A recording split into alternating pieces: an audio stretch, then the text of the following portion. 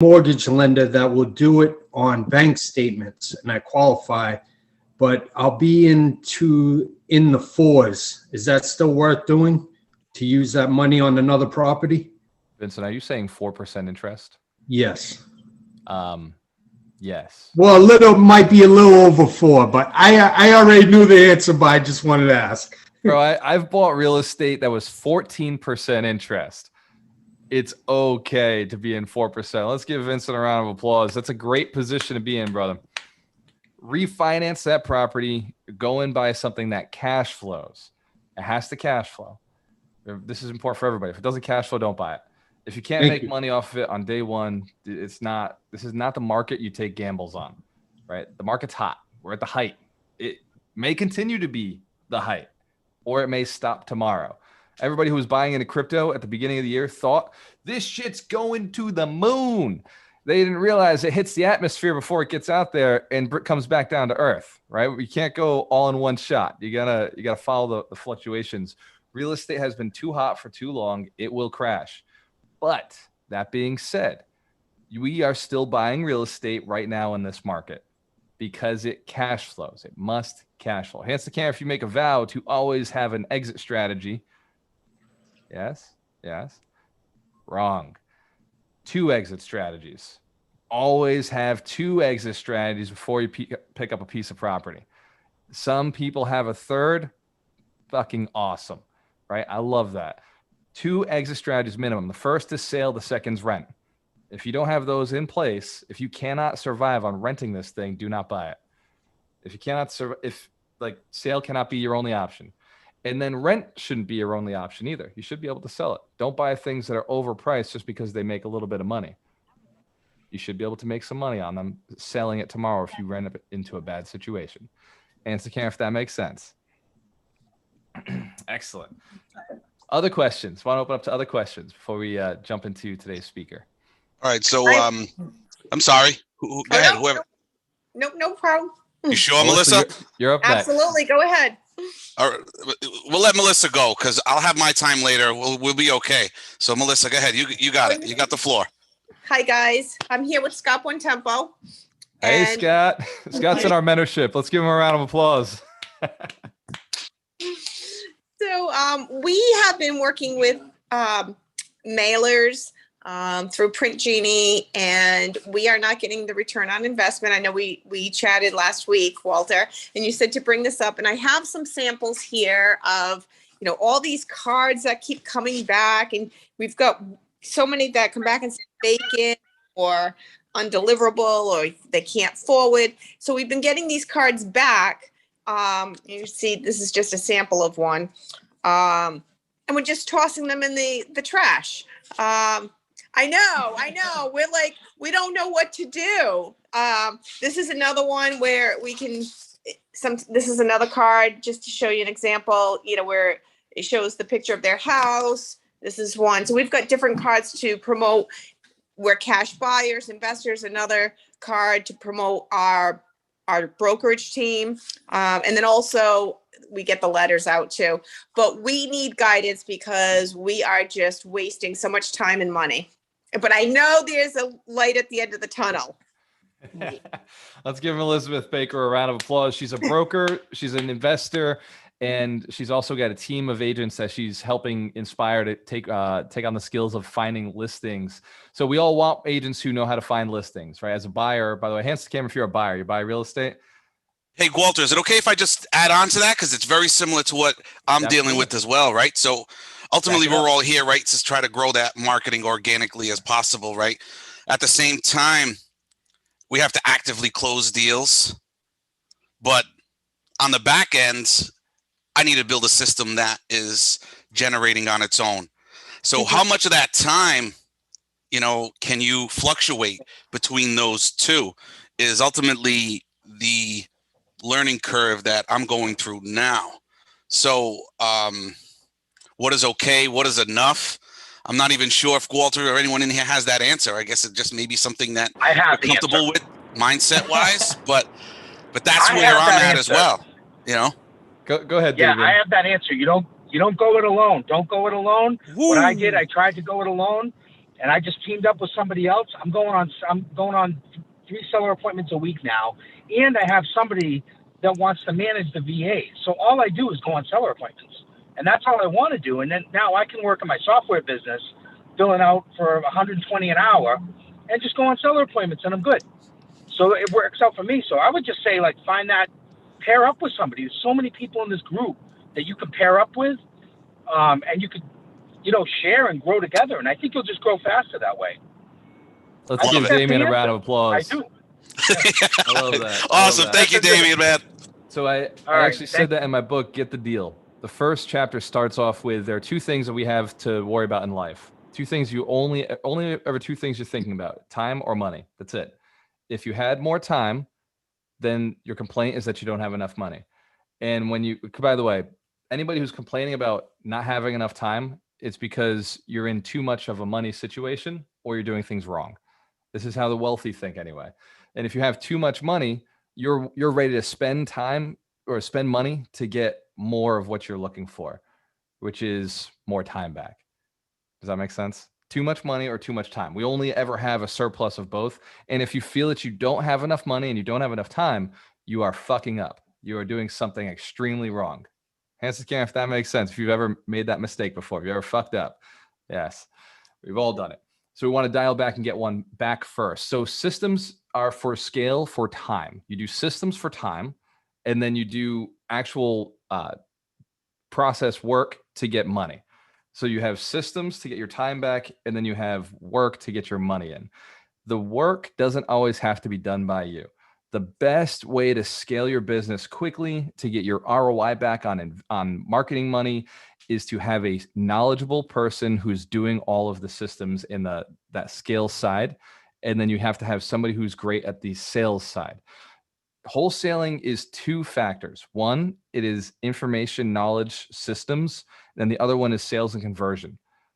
Typically, I partner with real estate agents for sales and conversion. I don't like to go on appointments anymore. And then systems, I partner with a real estate nerd who is afraid to go on appointments. So real estate nerds, for example, somebody who's great with systems. They have REI Pro, they have MLS, they've pulled all the lists, they know how to skip trace, they know how to set up information in databases, and they know how to do the mailers. They'll send it all out, but they don't want their phone number on any of those mailers, right? They'd rather have a real estate agent have their phone number on those mailers. 2 types of people. And so just put those 2 people together and then be the buyer who buys everything. That's why the wholesaler bootcamp is about you making more money as a wholesaler so that I can make more money as a buyer. Does that make sense? I grasp how the model works. So I want you to I don't want to build systems and go on appointments. I'm rich. I'm financially free. Like, I'm not going to go do any of those activities because I've got money. And so I'm willing to pay a wholesaler to go and do all that work. I'm willing to pay a real estate agent to go do all that work. So systems scaling, when do you do it, Kevin? You do it as needed. So go and hit your financial target and then automate. Hit your financial target, then automate. But you cannot automate without hitting a financial target, right? Because automation generally requires some of the pie is going to somebody else. And if you want to do it without splitting the pot, without paying somebody up front, then do what Damien did, do what I do, partner with somebody else. Just commit to each other and say, look, when we make money, we're both going to get this X amount. And that's the easiest way to scale faster, right off the rip, if you don't want to go and do the work. So to go back to Melissa's question, mailers are I believe they're an outdated resource right now. See, marketing changes. Marketing changes every 6 months. It changes every year. It depends on who's coming into the market, who's hitting your client. And if they're hitting your client with a very specific type of marketing, you better be hitting them with something else. There's a problem with mailers right now is it's the easy one. Mailers are the fucking easy one. Like, you can go, like, it costs money, but guess what? There's money in the market. Not everybody has your financial situation. There is a lot of money in this market who are looking to buy deals.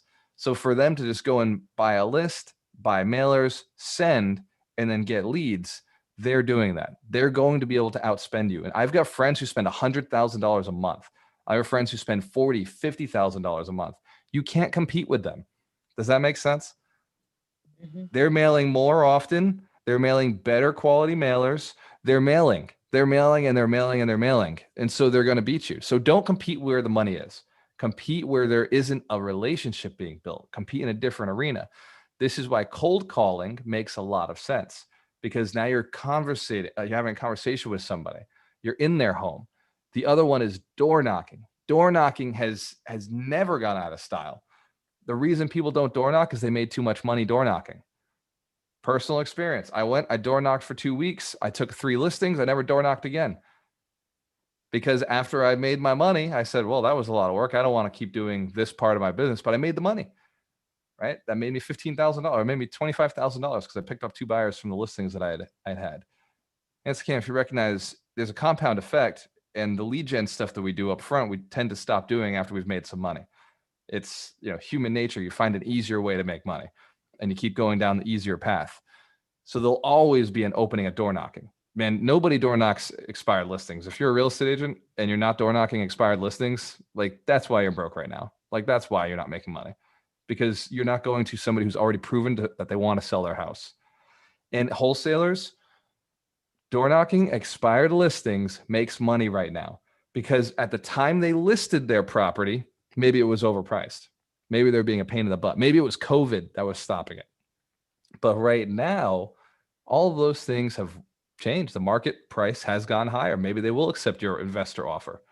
They've been on the market for 6 months. They're ready to be beat up on the price a little bit. Hands can, if that makes sense. Like logically, you can see how that would make a whole lot of sense. The other thing, Melissa, when you show me the stickers on the yellow stickers, that's where the money is. If those mailers are being sent back to you, that means everybody else's mailers are being sent back to them, which means nobody's reaching that person. That's the person you dig into. I don't research shit on anybody until I have a reason. Let me see. Who is Sam B?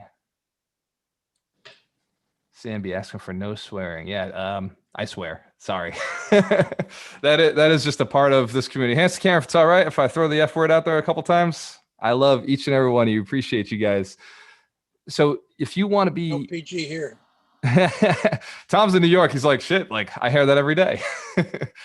So there is the yellow sticker is a sign of money, right? Just think yellow, gold, money. When you see those yellow stickers, you want to put them into a holy grail pile and make phone calls. Like do the research on what happened to that seller. Where are they living now? Maybe they've changed their address. Maybe you can find their phone number, find their cousin or their sister or their aunt or their uncle. Skip trace, get 10, 15 phone numbers and call that person. That's where the money for skip tracing really, really, really doubles at 10x's. And if that makes sense, we want the yellow stickers. Yes. So Walter, Melissa, no more throwing those out. Go ahead. What about the systems, the correct systems or the best systems to be working with or to partner with someone like you were saying? Excellent. I like that. So mailers they'll be an option in the future, but I don't like mailers. Email is another dead option right now. It just doesn't make sense. Google ads, doing systems where Google ads are going out, landing pages that say, find out the value of your home, right? Market is hot. Find out what your home's worth. We buy houses. You're not going to compete with that. You're not going to be able to beat them. That is taken. But the Google ads looking for home evaluations, that's still a great one. Even though Zillow and Trulia use it, they're still not using it heavily enough because their money comes from buyers. So getting out in your target, your market, going really, really niche in the zip codes is going to help tremendously. The other one is cold calling. Like, man, this stuff works. What we're going to do tonight, you're going to see at 6 o'clock, Elizabeth and Kevin, they pick up the lines. They start cold calling live. One of the systems I prefer, and you can use multiple different power dialers, but I prefer Mojo. People are using call tools. That's effective as well. But mojosells.com is the Mojo power dialer. You can dial between 3 to 10 numbers at a time. Leave a voicemail automatically, and just it picks up the next one. So you can call anywhere between 100 to 150 people in 1 hour, which eliminates and if you do this every 2 hours, you'll book an appointment. If you're effective with your conversation. Go ahead, Melissa. What was that? Mojodialer.com? Mojosells.com. Mojo. If you Google Mojo Dialer, it'll come up. And Melissa, we're gonna go over that stuff. We'll get into it quite a bit tonight. So, and every Monday. So. Okay, cool. Great. Thanks. Excellent. Thank you, Kevin. So it's a system of, and I talked about off-market listings. What do I call those? Shit. Piece of paper. Failed Expired listings, right? listings. Failed, expired. There Expired. So the expired listings, you need a real estate agent to pull those. You can pull them using online software. REI Pro Tools may have it as well. But for agents, just reach out to your agent and say, hey, I'm going to go and get you some listings. I'll door knock for you.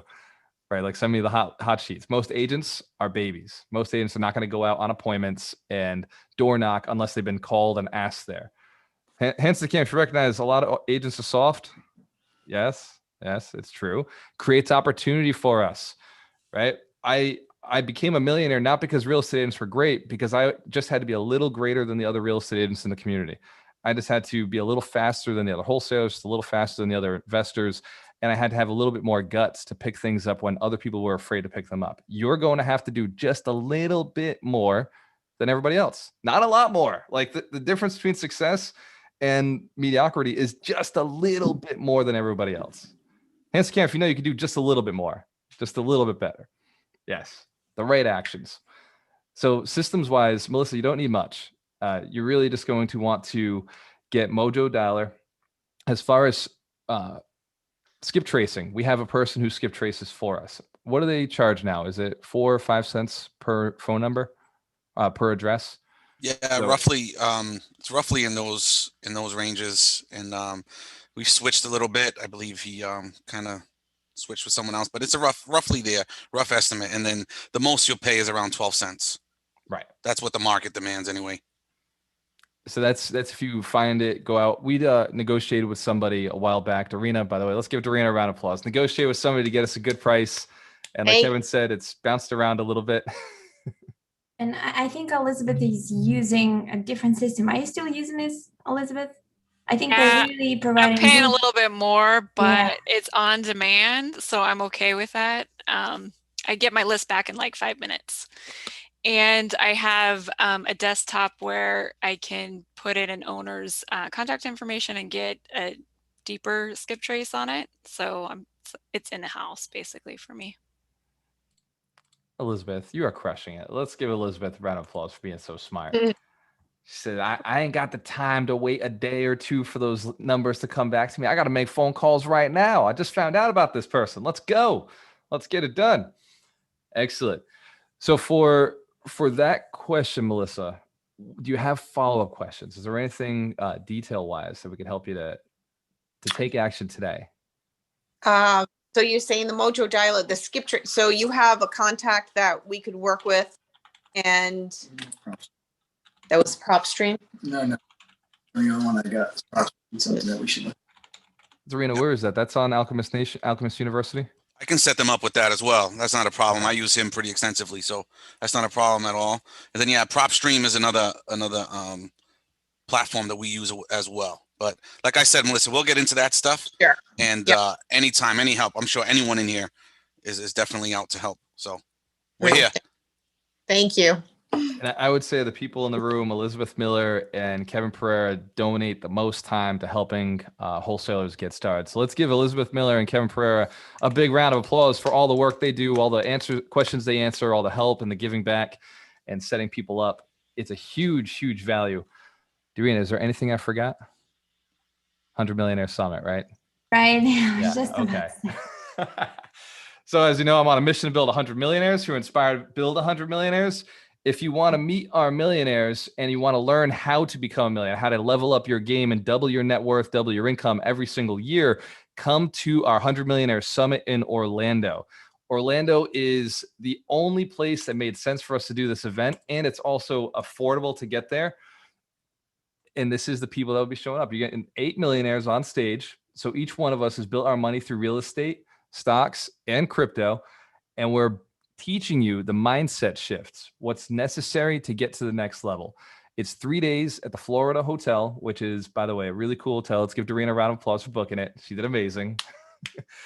Once you get in there, it's actually got a mall connected to it. So we'll be hanging out in the event, training, boosting, setting your goals, giving you the processes, but you also get to hang out with us in the mall on lunches, which all the options. If you like Starbucks, it's there in the morning.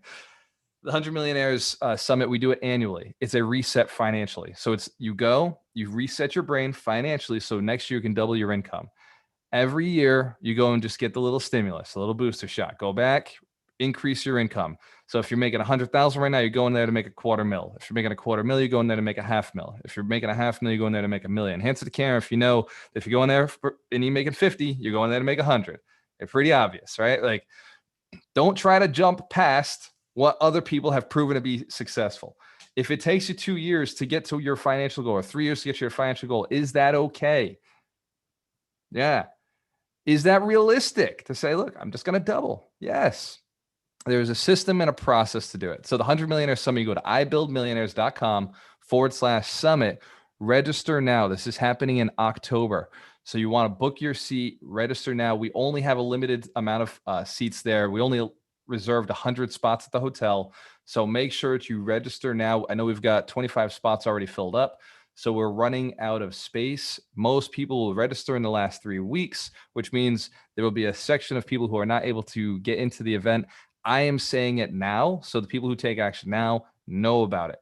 The people who say to me in that last week, hey, I registered, the website's not working. It's not the website not working. It's that we sold out tickets. Hands to camera if we understand how that works. Excellent. Thank you very much for your patience and understanding. The websites don't go down. They have a limit of how many tickets we're allowed to sell. Let me see. Who's speaking today? Who do we have?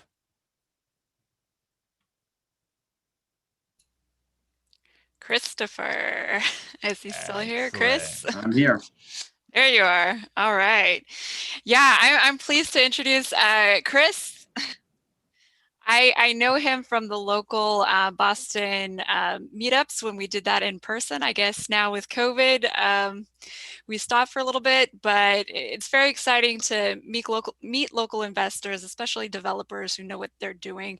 As a new investor myself, getting to know a new market and getting to know the ins and outs of what's going on here, what to watch out for. It's very valuable to, network with people that are experienced in that market. So very fortunate to meet Chris and look over his shoulder and watch his progress in his projects. So take it away, Chris. Cool. Thank you guys for having me. I'm among some serious players here. I'm a little nervous, I'll be honest. And I'm not used to doing Zoom meetings. I'm used to doing them, but not participating so much. So if I'm a little clunky, bear with me. And if I'm a little jittery, I'm on Starbucks and endorphins from working out. So I'll get into what I'm going to try to do is going to go through some slides quickly because I think they're good backdrops for things to think about in wholesaling, and then get into some meat of contracts. And I'm certainly happy to take any additional, like I said, we got some players here. I'm certainly not an expert, and I feel like in a way we're all experts, and you're never too young to teach and you're never too old to learn. So, I've been around the block. I've had my share of experiences in real estate. I don't pretend to be an expert at wholesaling, but I've been in some serious wholesale deals, some very hairy situations as late as last Thursday, and the deal did not close, but that's okay. I got my development project closed, and the assignee can deal with the probate issues on the other property. So historically, we'll talk about glory days. I did a wholesale deal back in 2013 when you could do this on a 2-family in Cambridge, where we net profited about $350,000. So that's more challenging to do right now, but the deals are still out there. And admittedly, I'm more of a developer, but we run into situations where we wholesale deals. And I tend to try to think like an attorney to protect myself while I'm trying to make money. So that's kind of the angle that I sought out for this. So let me see if I can share my screen here, and I'll go into a little bit more about who I am, and you guys can tell me if this is going to work. Here. I can share, right? I'm not prohibited Yeah, from.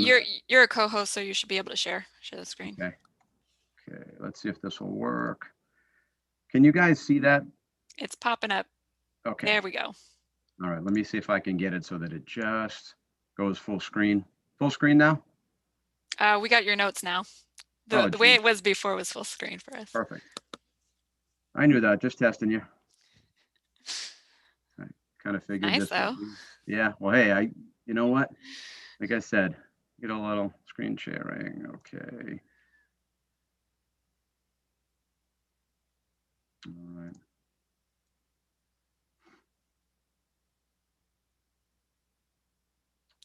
Use presenter. Can you guys see that now? It's not coming up. Okay, Try it again. is it there yet? Nope. All right, you know what? Maybe screen sharing, I think, automatically shut off. So give me 1 second. Pardon me, guys. You know, just when I had it too. Okay. That's really strange. Are you working with two screens? I am, and I think what happened was it swapped the screens without me even trying. Can you see anything at all? No, let me double check. I think you're still a co-host. So did you try stopping the share screen and then clicking on it again? Yeah, I'll do that. Nothing like technical glitches. I have 3 things open. That's the issue, is that I'm trying to figure out which one is actually the slideshow. Okay.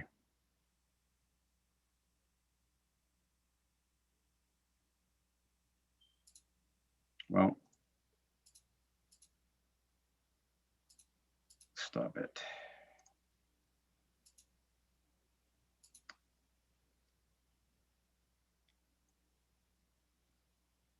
Okay, Zoom meeting here. Or if you want to email it to me, I can pop it up, be your clicker. Yeah, maybe that's the easiest way to do it. Okay. I know it's good. This is embarrassing. Okay.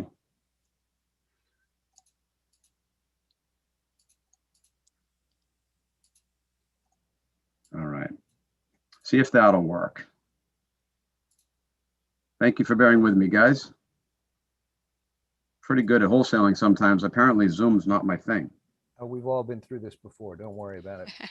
Yeah, definitely. Don't sweat it, dude. They're muting or trying to share screens. It all does the same. Okay, so it's the PowerPoint. Was there another attachment in there? Let me see. Nope, shouldn't have been. Okay. Give me a second to open it up. Yeah, and I don't need the notes other than the actual screen itself.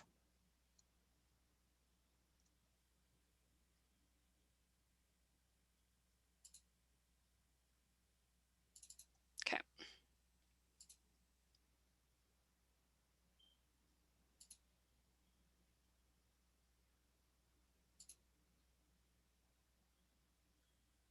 Looks like we got quite a bit of some new faces. I'm excited.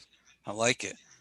Mondays are usually my favorite day anyway, but makes it a little easier when we get some, some action takers and people that are willing to put themselves out there. I really appreciate, like Melissa earlier, right? Like the transparency is huge.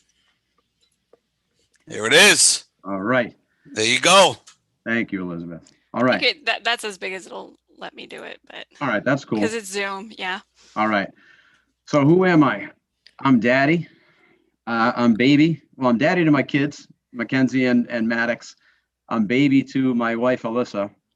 I'm a real estate investor. So I look at targeted areas and projects, and that includes wholesaling. So I like Arlington, Massachusetts, specifically East Arlington, Somerville, Medford area, Cambridge area, mainly in Arlington. I try to focus on the area that I really know, where my team is dialed in.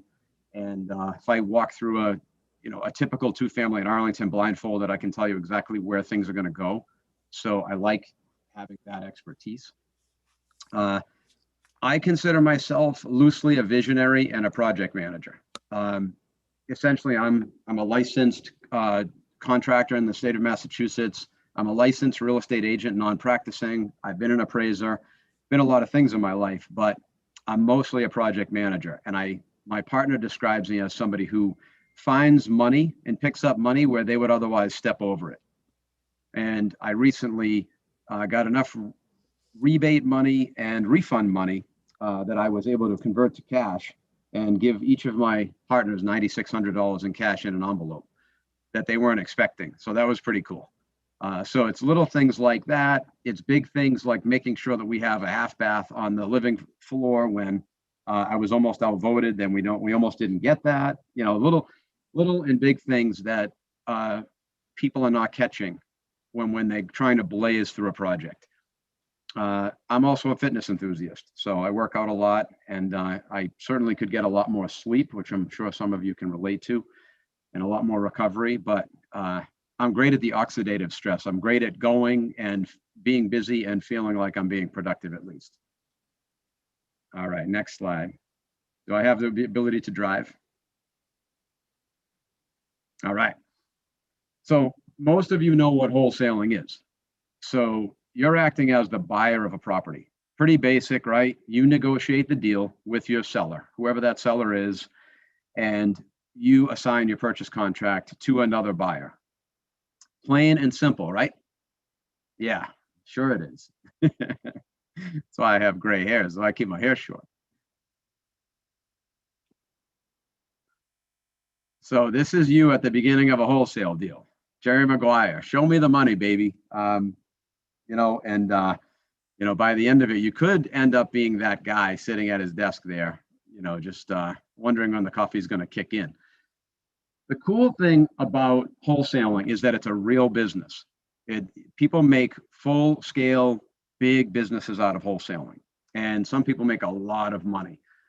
Where I don't want to deflate anybody's balloon or dispute anyone's success in wholesaling, but my biggest question is wholesaling for you?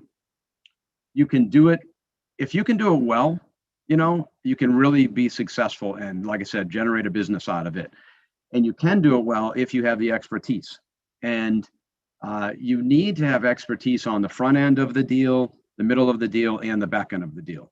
You essentially need to play all positions, and that's what makes it stressful and challenging. It also makes it interesting, and it's also why you can make a lot of money in it. A coach of mine used the analogy of pretend you're in an arena watching a football game or, you know, some kind of theatrical performance. You get to see the performance from every single seat. And if you don't know how to do that, then you could struggle with wholesaling because you want to see it from everybody's point of view. And you need to set the expectations and manage those expectations throughout the transaction. And that's what I find to be the most stressful, is being the representation of the buyer, the seller, their attorneys. I might have people on my team wondering what's going on, putting pressure on me. Good to go, Elizabeth. So it was mentioned that you need to have 2 exit strategies. I'm big on making sure that we have an exit strategy in a property before we actually get into the deal. Just like Stephen Covey would say, begin with the end in mind. So start out by saying, okay, who's my ideal buyer? Who is going who's the ultimate perfect buyer to take this property on? And what's the property's highest and best use? Is it a single family? Is it a condo conversion? Is it a long-term rental? Is it best for land use? Whatever that may be. It could be commercial, it could be mixed use. Does the property have any other uses to it? Does it have a cell tower component to it? Could it? You know, could it have an affordable housing component to it, a 40B use, something like that? But the key is, in my mind, to figure this out before you sign. You hedge your bets before you go and you sign that contract, ideally, in a perfect world. You don't rush into it. You make sure you understand, and you go in with as much knowledge as you can so that you know your plan. If you can visualize it, you can manifest it. But if you don't have any plan, then you're going to be caught behind the 8 ball and reacting. So first of all, who's selling? Who is the seller? How is the property titled? What does the ownership look like? What's the situation? What is their motivation for selling, right? If it's a probate, do they have the right to sell? Are you talking to the people who can actually sell this property? And then, will they sell? Are they going to sell to you? And what kind of approvals would you need from the municipality if they have any issues with liens or issues with selling the property or issues with developing the property and that exit strategy? We'll cruise through these as quick as we can. Good to go. All right.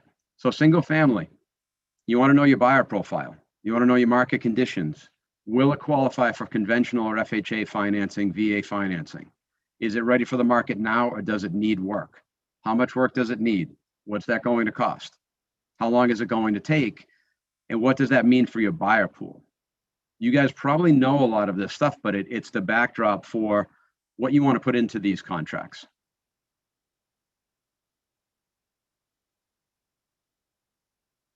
Condo conversion. This is what I specialize in.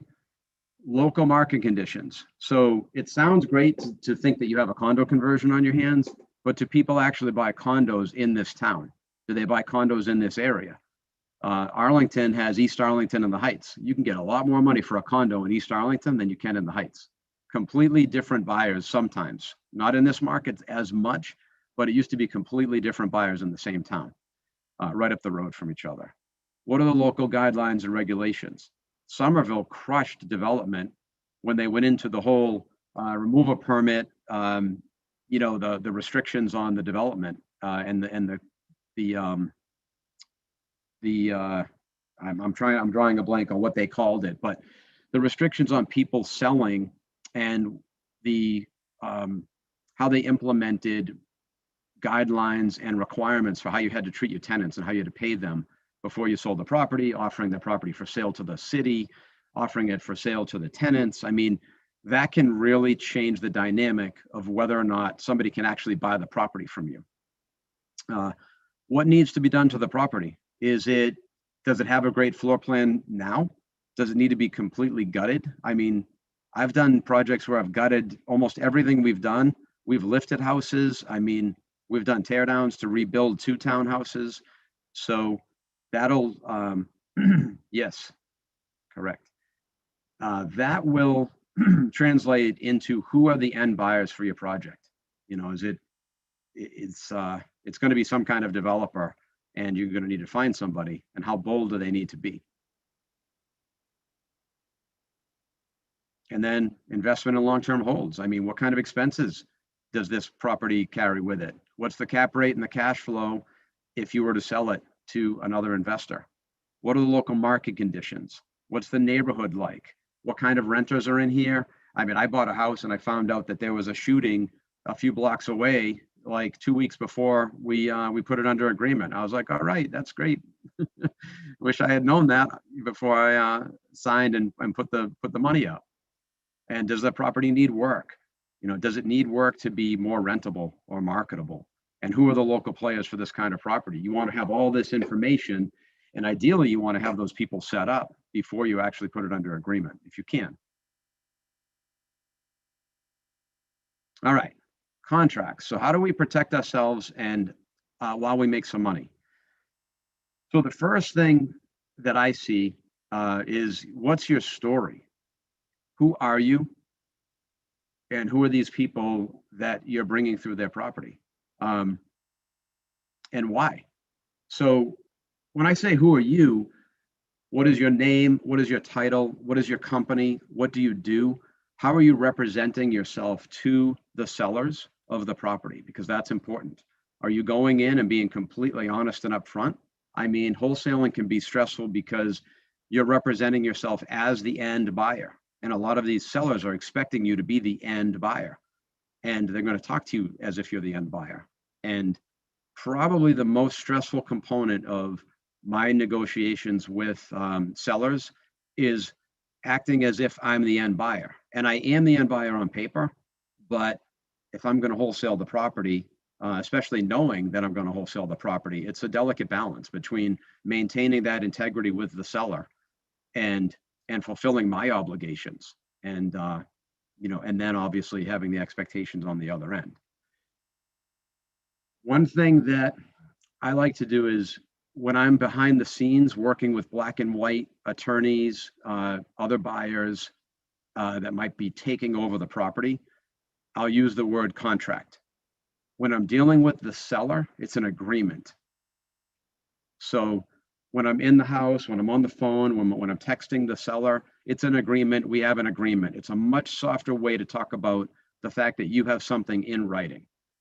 If you have to hammer the seller eventually in some kind of legal discussion, contract can come out. You can use that word, but I recommend using agreement, just because it's just softer on the ears, and it sounds like you're more aligned with each other. It's almost like sitting next to the seller at the table versus sitting across the table from them. So there are different little tricks where you can kind of align yourself with the seller. And then is it a one-step or a two-step process? Meaning, are you going right to purchase and sale? Do you feel comfortable doing that? Or are you going to sign an offer first? Because in Massachusetts, we're a two-step state, but you can go right to purchase and sale if you'd like to. New Hampshire, I believe, is a one-step state. They go right to purchase and sale. In every single agreement, I use and or assigns or nominees. So that clause, it's pretty basic. I know a lot of you probably know this.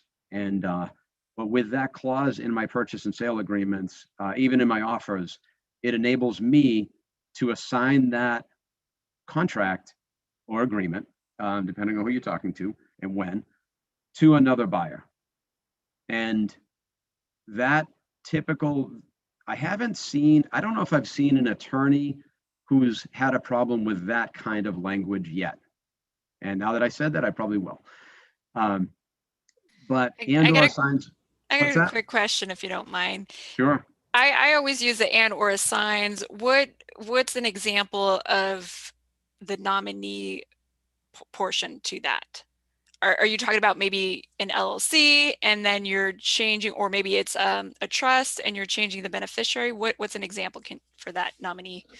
Yeah, we haven't had to really get into the difference between the two yet. Nominee is, I look at assigns and nominees as if it's the same thing. Technically, I don't know the difference on that.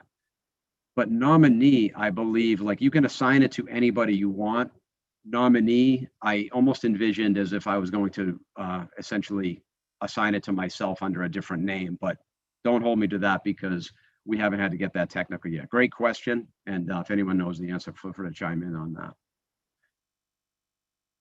Okay, so this is going to protect you. This little clause is going to protect you when you put your name in as buyer and or assigns or nominees. It enables you to then work on your wholesaling and assigning the contract. What I like to talk about in my agreements, or I like to have in my agreements that I don't see in a lot of other people's agreements, and my partners have done this, I've done it in the past, is that if you're not thinking about accessibility of the property, that's a mistake.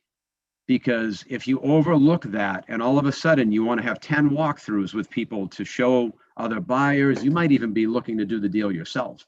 You might have an appraiser that needs to walk through, an architect. I mean, you could have any number of people wanting to walk through this property. And especially if you're going to have buyers walk through, you want an access clause. And then if there's any issue with how much access, how many walkthroughs are reasonable to you? I mean, typically I want unfettered access. Yeah, I mean, I want access. I want a lockbox on the property and the ability to go by anytime I want. I just had a very nervous seller of 2 properties. One was a 6-unit, one was a 3-unit. On the first walkthrough, I must have had 10 people with me. Yeah, and it was we had put in, I think we had put in 10 walkthroughs between the 2 properties, through closing. So we had that available in there. but they were all nervous about it. I mean, they were all nervous about like having complete access to the property. What about my tenants? Yada, yada, yada. So you have to think about the end in mind, right? You have to think about what are you going to need to sell the property? You can't just think that you're going to have one walkthrough or one open house and it's just going to be gone. I mean, realistically, you want to protect yourself more than that. So try to think about having the language in there that allows you to go in pretty much anytime you want within 24 or 36 hours notice. Is And that you bring the access? I'm sorry. Is the access point somewhere you're putting in the contingency section, or where are you throwing that language in? I've done it. A good question. I've done it in both. I've done it in the offer, Okay. and I've waited to do it in the purchase and sale. And that's where you can be a little slick too, is you know, you get the offer accepted and then you put it in the purchase and sale. And it's a pretty reasonable clause to have in your purchase and sales. I mean, most attorneys are going to be reasonable and expect that you want some kind of access. And if anybody pushes back, it's like, well, we're investors. I mean, we want to get going on this project as soon as possible. So we're going to want to come in, you know, evaluate things, take some pictures again, take some measurements, yada, yada, yada. And all of that is valid. Mm-hmm. And then are you being in like, what are you doing that might be different, that's showing the transparency to the seller that you might not even be actually buying the property? You know, are you coming straight out and letting them know that this is a wholesale deal, or are you still actively going in as that buyer? You know, are you, Yeah. you know, Great where yeah, that's a where's great that question. process usually land? Yeah, that's a great question. And you know what? That's a finesse move. Right. When you're talking, well, for me, it's a finesse move when I'm talking to the seller and I'm doing the walkthroughs and I'm going through the discussions and we're kind of moving around and, you know, looking at the property and talking about everything. I'll talk about my partners. So I work with partners, and anybody who comes through the property is a partner, an investor, an advisor. And that is very often true. They will be partners. They will be investors. And I'll try to insert that into the conversation as much as I possibly can, as often as I possibly can, so that when they see some guy in a suit or some guy taking measurements, you know, and some guy in construction boots walking through, and everyone seems like they don't really know each other that well, it's not, you know, they're really not paying attention to the little nuances as much, because it's like, oh yeah, well, he said he's got some people walking through it. But great question. And I'd be happy to work through that with you, like on an individual basis, if that comes up, because, you know, my background is sales. And so just being smooth about that stuff is important. Totally. Yeah. Like the transparency is definitely key. You know, obviously we can't, right? We fit into wholesaling fits into a certain box, right? And we can't buy all the properties. So I kind of lean towards that as well, you know, and then partnerships is definitely something that I use all the time as well. Right. Good stuff. Yeah, and I'll even insert comments about how we're going to make sure it closes. Like, we'll make sure to close this thing, because that's my commitment to the seller. I'm going to make sure that this thing closes. And I never really come out in the open and just say, hey, I may sell it to somebody else. It might be titled in a different entity. It might be, you know, technically purchased by a partner of ours, by an investor of ours, et cetera. That's why we have that clause in there, yada, yada, yada, and try to do my best to maintain that integrity, that transparency, like you're discussing. Huge. Thanks, Chris. Closing, yeah. Thank you. Question about the access clause. How would you write that up? Would you say maybe, you know, access to the property with a 24-hour notice? How would you recommend writing that up? Yeah, I would say seller to provide buyer access to property. And you can even say unfettered access if you want to be bold about it. Unfettered access to the property with 12 hours notice, 24 hours notice, 36 hours notice, whatever. I mean, if it's completely vacant and beat down, run down property, I mean, I think you can go really low on the notice. If it's got tenants in it and then it's a nervous Nelly seller like I just had, probably good to do at least 24 hours, maybe 36, just to appease them a little bit. Okay. But yeah, unfettered access with a lockbox is great. Okay. And you know, the other piece of it is that when you put this stuff into your purchase contracts agreements, the other thing about it is you're getting psychological value from the other side. So even if they cross it out and they say, no, I need 48 hours or whatever, that's going into their minds. And, you know, there's psychological value to them crossing that out because they feel like they're saying no to you. So that's another thing about putting stuff into your agreements. Okay, great. Thank you. My pleasure. Closing timeline. How much time do you need? I am not dependent on cash buyers. I am not going to, I'm not going in guns blazing. Yeah, we can close this thing in a week. No problem. Don't worry about it. I'm thinking, you know what? My luck, I'm going to get a buyer who comes in who wants to buy it with traditional financing. They're going to need 60 days, and I'm going to build in as much time as I can. So I'll do a 60-day closing. I'll do at least 45 days from my purchase and sales. And if anybody asks me about that, I'm going to say, you know what? Anything can happen. I want to be super conservative with the timeline. And if anything, you know, what we can do, we can always reel in the closing, but I hate to work with the attorneys and extend 2 or 3 times. If, you know, if you have an issue on your end with, you know, any kind of liens or tax liens or utility bills or anything, if I have any issues on my end, it's just a lot easier to reel it in versus pushing it out. How do you find receiving your assignment fee from, like, do you see a big difference from your assignment fee coming from a cash buyer and a traditional lender? Well, the lender would be for the buyer. And right. So a lot of lenders, traditional lenders, don't necessarily accept, right? Exactly. You know what I mean? Don't accept that assignment fee. They don't even look at wholesalers even being a thing, especially if they're using some type of banks. So I can see where, you know, that issue may come up. But if you've never dealt with it, you know, that's cool. No, actually, that's a good question. I just dealt with it. I actually just dealt with it. And this particular lender is building the assignment fee into their loan for this buyer on this other property. So that was interesting to me because I endeavor in my assignment agreement, I endeavor to keep all that stuff off of the CD, off of the HUD. And sometimes you can't. I was going to say, it depends. The last time we tried doing that, they wouldn't let it go through. We had to write it up again. So yeah, you got to just, and what I see a lot with this field too, like you just can't take that first no. You know what I mean? You got to just find these lenders, build these relationships. But again, that's a whole other conversation. Sorry, Chris. No, it's very, listen, jump in anytime. As long as we have time. I don't want to make you guys too late here, but I mean, you know, it's good to banter like this because you're bringing up really good points. And it's funny because I never really, I guess, consciously just sat back and thought about it. Geez, do I have to worry about this? Because I want to keep it off of the HUD. I want to keep it completely off the radar. I don't want the seller seeing it. I don't want the seller's attorney seeing it because even if it's honest and even if it's in the agreement and I have no shame in doing it, I never want someone to say, wait a minute, what's that? You know, like we don't want any attention drawn to the fact that we are assigning the property. There's another party involved. You know, we just don't want to shine a spotlight on that. The other thing is, how will you sell the paper? I mean, do you already have a buyer's list? Are you out on Facebook, social networking? Do you have buyer's lists?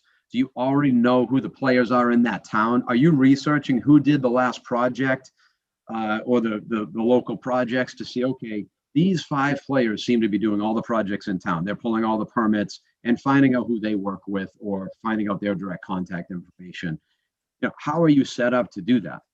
I mean, I put this out on the most recent one I put on Facebook in my groups, a couple of agents. I could have gone right to their buyer because I know him, but they happened to get to him first and they said, hey, you know, can we bring him in? And we end up giving them a commission because that's the right thing to do. All right, so let's keep moving because you guys want to get on the phones, right? So, yeah, think about who you're going to sell this to. And then what is the legal status of the property? So what's the zoning? What's the current usage? And what is the future usage of the property? So I have one right now. We just closed on it. It's a 6-unit. If we try to get 6 condos out of it, we'll be giving away a unit to affordable housing. So the most we're going to get is 5 units. And without knowing that, I go in guns blazing. Yeah, I got a 6-unit property, 6 condos. And then what happens as I start to get through the process and pay architects and advisors and everything else, I find out I can only get 5 units. And the key point here too, more important than my development, my development of the project, is making sure that this is in the actual agreement. So I actually put in this agreement that we can get 6 marketable, market rate, not marketable, market rate condominiums out of this project. I put that in the purchase and sale. My attorney told me I was crazy. He said, you know, they're never going to sign this, right? I said, I know, but it's psychological value. I want them crossing it out and feeling the tension of crossing it out and not agreeing. And that psychological value is almost like that subconscious pressure of the seller thinking, geez, are we really confident that it can be 6 marketable, market rate condos? I like it. I like Do it. we really feel that way? Like, holy crap, should we talk to our attorney? Like, I don't want the pressure. I want the pressure off of me and onto somebody else. And Chris, I know you guys are killing it. You guys are killing it with these condominium conversions up north, bro. Kudos to you guys up there, man. Love it. Thank you. And there's enough pressure in doing this. I just always want the pressure on somebody else if I can do it. I want it off of myself. And I know it may sound cruel, but this is business. And I want them thinking, geez, is it worth as much as we're asking for it? I mean, I want them hesitant. I don't want to be the one hesitant. And by the way, I always on some of my attorneys already do this. One of my attorneys, he's more traditional, he's learning, and I drive him crazy. Always send the purchase and sale. Always send the agreement. Do not let the seller's attorney send the agreement. That's my advice, because then you're the one crossing out the black and white. You're the one marking up their agreement, and that psychological value is working negatively in your head. Now you're subconsciously thinking, shit, they're going to see me cross this out. Oh man, I really wanted that in here, and they, or I didn't want that in there. And then now you're caught editing their document. You want them editing your document, because that's pressure. And that's pressure that's something that I think a lot of people don't think about.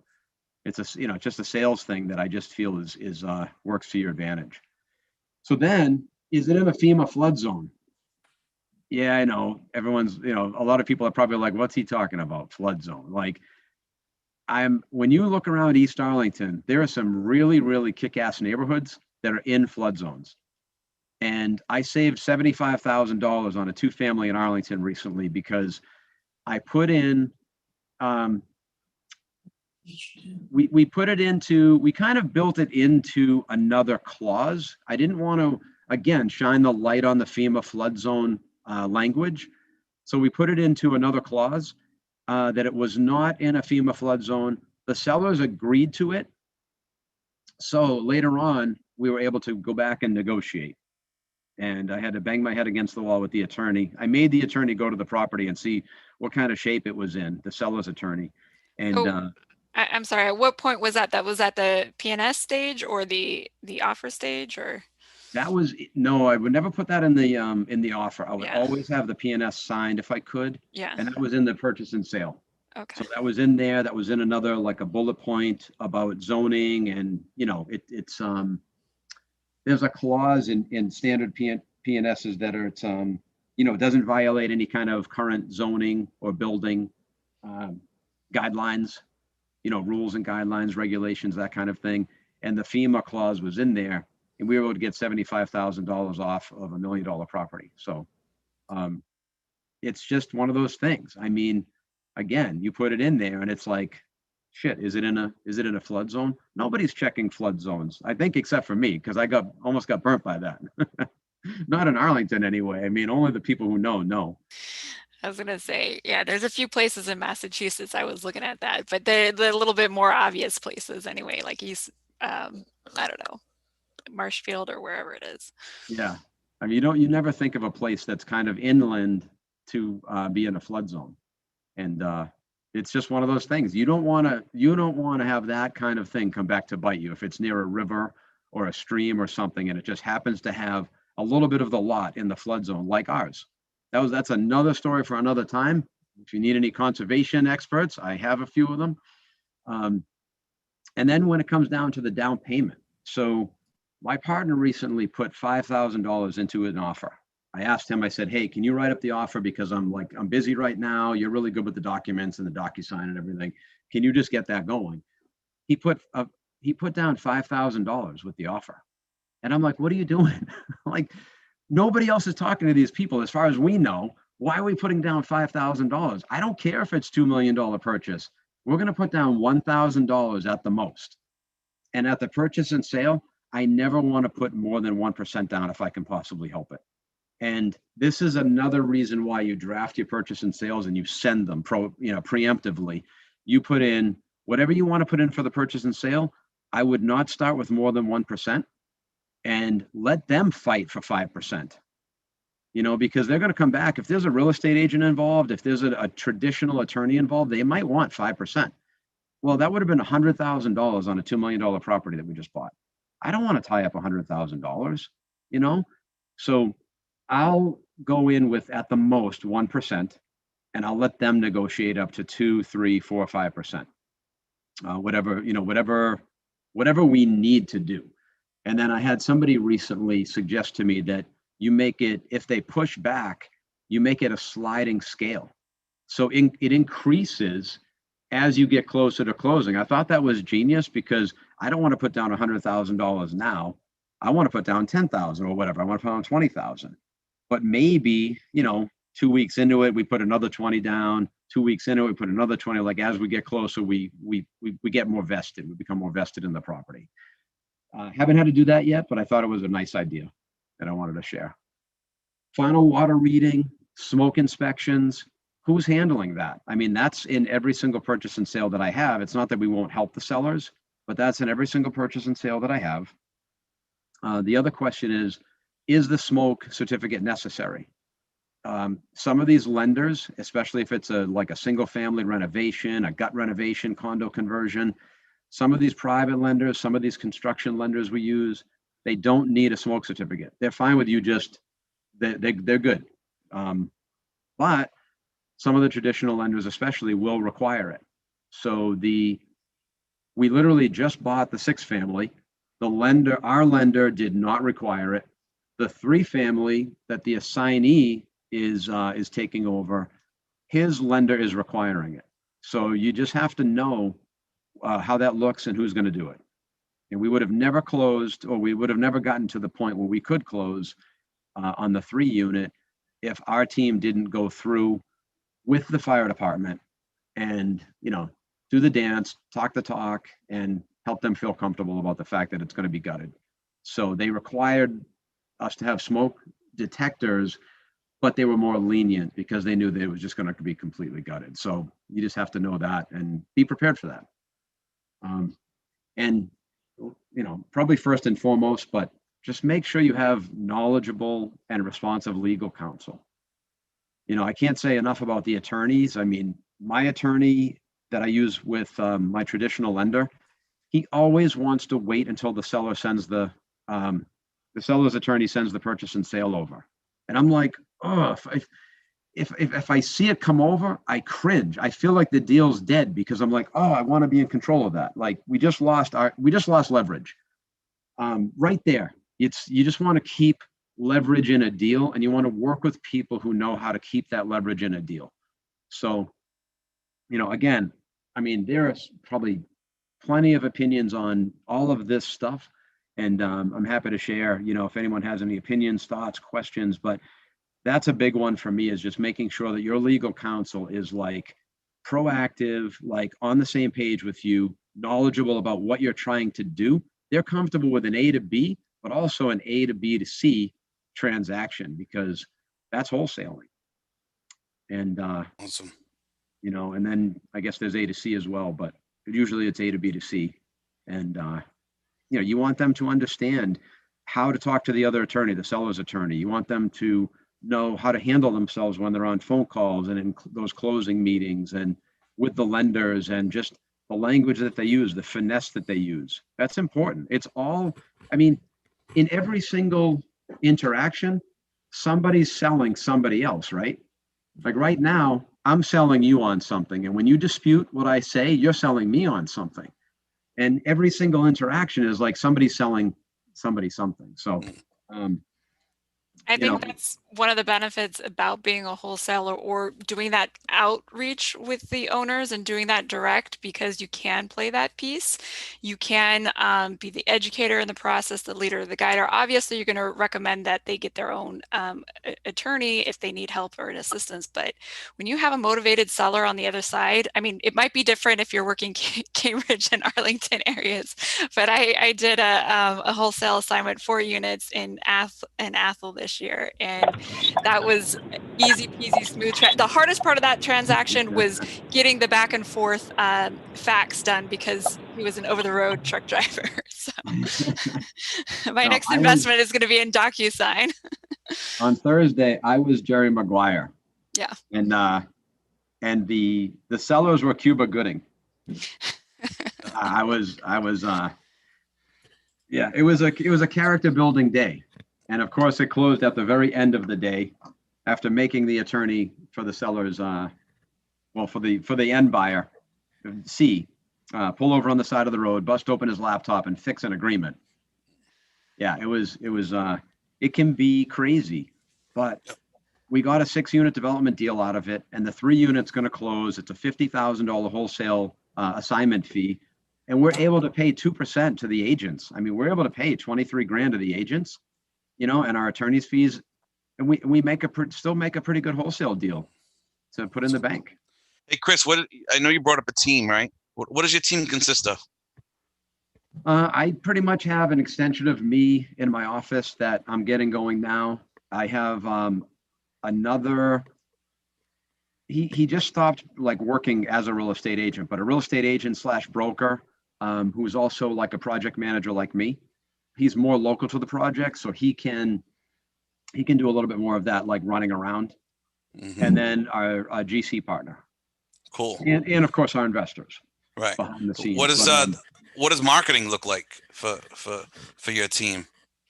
I mean, we've actually been blessed with having deals come to us. Okay. But we've been doing primarily direct mail and then layering with RVMs and SMS. Okay. Ringless voicemails and text messages. If you guys don't know what RVMs mean. Yes, thank you. Ringless voicemails, text messages, and we really focus on a very niche area in Arlington, and we focus with like our own like feel good kind of family letters to let people know like this is who we are, this is what we do. If you're not interested, no problem. Keep the letter or throw it out, and we minimize the nastiness that comes back. Okay. By doing that. Still gonna get some nasty people, but when they see they see my son and my daughter on there, and my dog on the back of the letter, like we just have a different approach because like I can be a shark when it comes to behind the scenes stuff and the agreements and stuff like that, but I really want people to like us, right? And I really want people to believe in us, and I want people to feel good about selling to us. And at the end of the day, they do. It's almost every single time. I mean, I can't tell you that, the great praise that we've had. Every single seller has been appreciative of us and really happy to sell to us, and they like the end result. But it's just like a development project. Sometimes I get really uncomfortable during the process. So, and that's the thing about wholesaling too, is like, I have to be like this nice guy, on like a wolf in sheep's clothing. Okay. And I think that that's the most delicate balance, is just setting the expectations and managing those expectations with everybody. And I'm not very shy about like just talking like reality to people, like talking about our partners, our investors. We're going to have people through the property. Like it may get uncomfortable. I just try to preempt any surprises. Yeah. And in the end, they're getting their money. So like, not to be callous, but in the end, they're getting their money. They're getting everything that they want. So like, you got to deal with the discomfort. Like, you know what I mean? It's too bad. Like if you want the money at the end, you have to go through this, and it's not comfortable for me either. And yeah, but it seems like the process that you went through, even with these bullet points, it seems like your main goal is to make a win-win situation for everyone involved. You're even paying your agents 2%. So, and I think if we stick to that, is definitely our best bet and our best way to service everyone involved. Yeah, absolutely. I mean, we paid those agents, and I'll be totally honest. I thought that maybe because it was so easy for them, we might have wanted to give them like 1.5. I just said, they asked for 2%. I said, you know what? Absolutely, go ahead. I didn't have to walk through the property with them. I mean, they took I literally let them walk the assignee through the property and meet with the seller. Nice. Yeah, like I'm setting it up so that everybody expects like what's going to happen. You know what I mean? Awesome. And so Chris, you did awesome. How can we get a hold of you, dude? If we wanted to touch base with you. I think it might be the next slide. There you go. Perfect. My bad. Go ahead. Yeah, feel free. I mean, I'm happy to share any of the agreements that I've used recently. That includes purchase and sales, as well as the assignment agreement, because I've worked on these things. And no offense to any attorneys on the call, I always double check my attorney's work. So like I put on my attorney hat, and I'm really like super paranoid about boxing myself into a corner and getting burnt on a deal. Attorneys kill deals? Not seeing something. So yeah, attorneys kill deals. No, I'm kidding. Yeah, Chris, if I can ask you a question, I keep hearing attorney. Now I try to avoid attorneys, right, at all costs. And I'm a real estate agent. I'm a real estate broker in Mass, right? So if a seller asks me, should I use an attorney? I have to say yes, right? But I try not to bring it up, and I've never used an attorney for myself, and I try not to have my my seller use an attorney. So I'm curious to see, I hear you say you put on your attorney hat. Why do you feel the need to use attorneys for every deal? Because I have boilerplate purchase and sale agreements. I have boilerplate trusts that I can just keep using over and over again. And I know the language by heart in these things. I really don't see the need for attorneys. Maybe I can eliminate some of my stress then. Geez, why didn't you tell me sooner? No, but I'm just saying, like. No, I like it. I guess without having that kind of, ability, I do have like a 1-page agreement, and I have different tools, but just because of the seller profile in the neighborhoods where we've purchased property, they typically have an attorney, or they're going to get one. And we always offer for someone to use ours if they feel comfortable. But we've actually, I can't remember the last time someone didn't have an attorney or didn't want to get one with our particular seller profile. Yeah. So if you can do it without it's actually very common. Simple, no, it's great. If you can control the deal without having more people in the deal and, hands in the pot, amen. All the power to you. I think that's a great point. Okay. Yeah. All right. I follow you. Yeah. In South Jersey, it's very common not to have an attorney, but North Jersey, it's very common to have an attorney. Oh, okay. But my agreements they have like what they call an attorney review in North Jersey they use.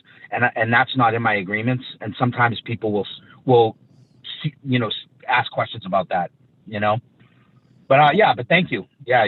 That was a great answer. I appreciate that. My pleasure. Thank you. Great stuff, man. This is a lot of gold nuggets on here. Awesome. Hope I didn't go too fast, but I wanted to speed through it because I know you guys have some business to do after this. So. Yes, sir. I appreciate it. I do have a question. Since you're typically buying, larger than a 2-family, right? 6-family or whatever. If you're doing for development, are you receiving the property as vacant or having to also budget calculate for the end buyer to do evictions? And is that factored into your offer price? Good question. I will never set anything up to be bought occupied if I'm going to develop it. And that's a really good question that I think I probably could have put in the slideshow. I'm always going to look at my wholesale deals as if I'm buying them. If it doesn't work for me, I shouldn't expect it to work for somebody else. Mm. And so one of the things that I will never do, I will never buy something occupied because I'm not brave enough to do that. Some people on this call are brave enough to do that. I'm not brave enough to do that. Because my next question for you, what's the going rate? Is it 20,000? Is it 10,000?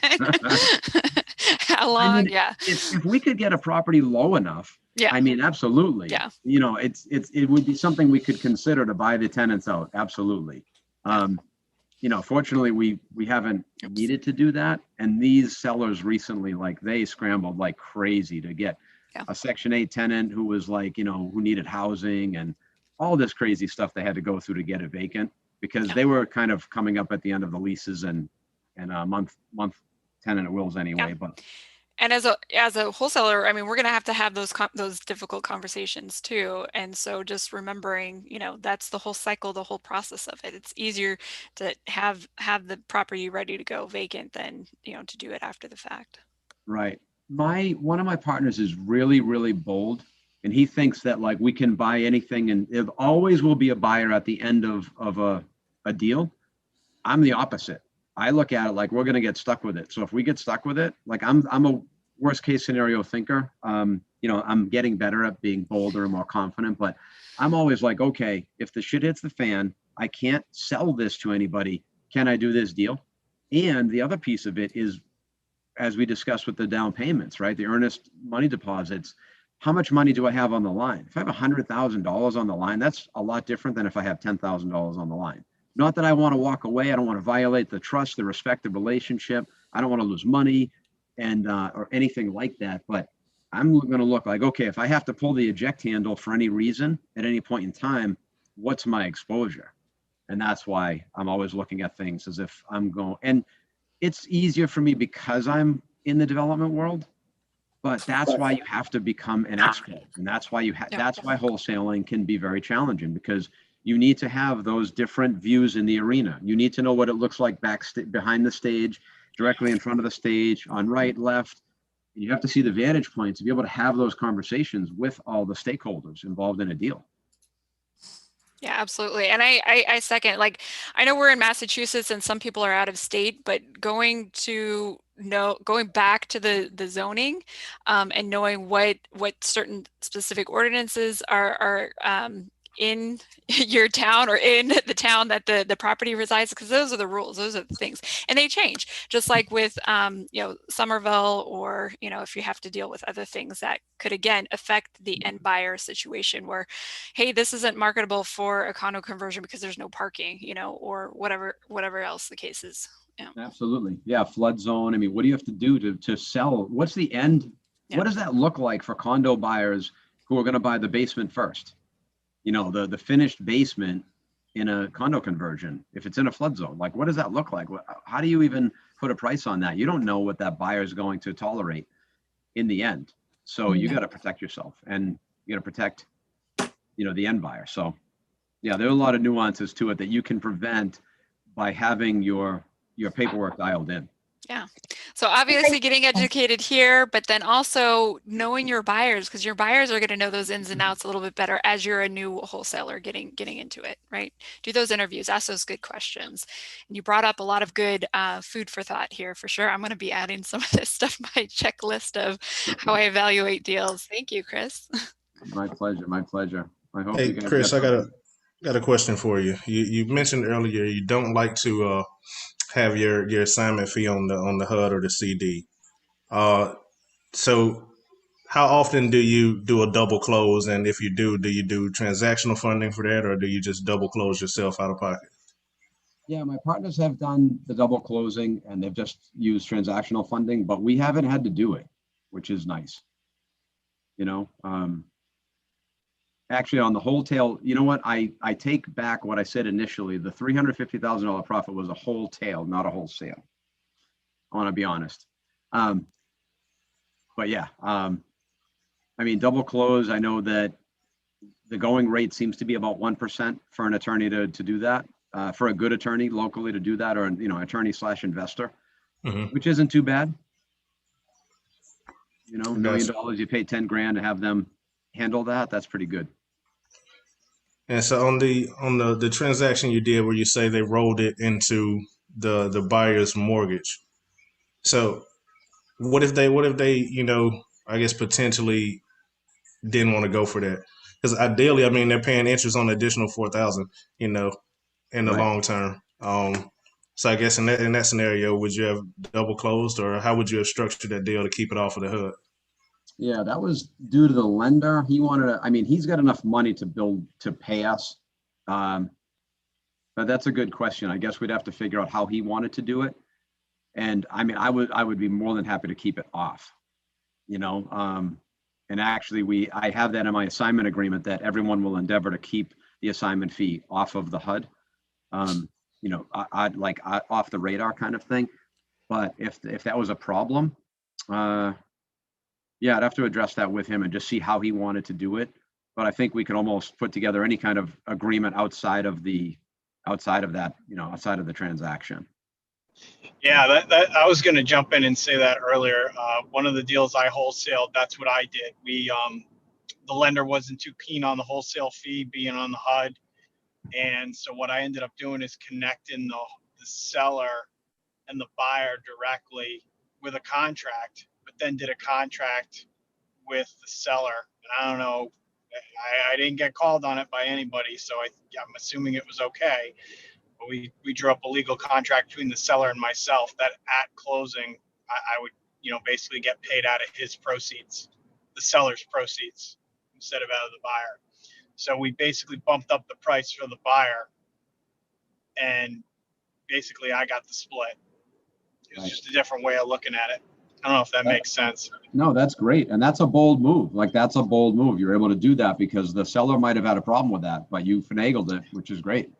I talked with him directly. He was a flipper, and he was like, listen, like, I don't really care what you get for the property as long as I get X. And I said, all right, cool. So I'm going to go try and get Y. So I went to the buyers and I said, will you give Y for this so that I can cover and pay my wholesaler or my cold caller and, myself and everybody that's connected with this deal. And they were like, yeah, sure. We love the deal. We love the house.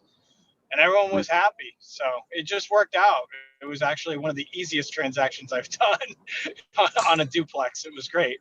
That's excellent. And by the way, if we do endeavor to put it on the HUD, so we endeavor to keep it off of the HUD. If it is on the HUD, it gets named as like a consulting fee or something like that. So it doesn't say wholesale fee. It doesn't say assignment fee. It'll say a consulting fee or partnership fee, partnership proceeds, something like that. It'll be diplomatically stated. That makes sense. I appreciate it. That's great.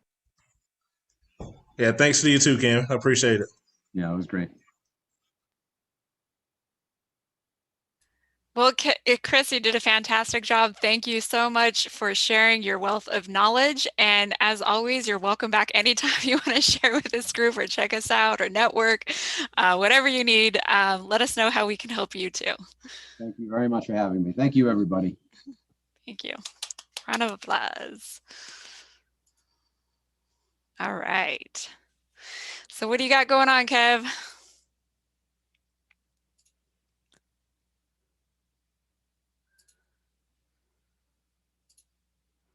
Are you still there? You're muted. I'm muted.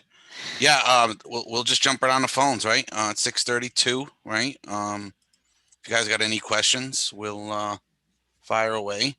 But same old routine, right? If you hear me on the phone, I'd appreciate it if we held our questions or kind of refrained from talking. All right. But any questions, fire away. Anything stopping you guys? Lists. What else? I don't know. 10,000 excuses why you're not calling. Do you know how to pull a list? Yeah. Do you know how to pull a list? What are you using, right? Yeah. So this is my first time with you guys. Yeah. Welcome, man. Welcome. Thank you. Appreciate it. So yeah, basically, just where I know, there's sites to build lists and everything like that, but like what kind of criteria should I be looking for? Really, just my first time making a list, or just like some insight on, how to go about it. So if you notice what I got on the screen right now, right? These are my active campaigns. So I can jump in and out. I got a VA that jumps in and out as well.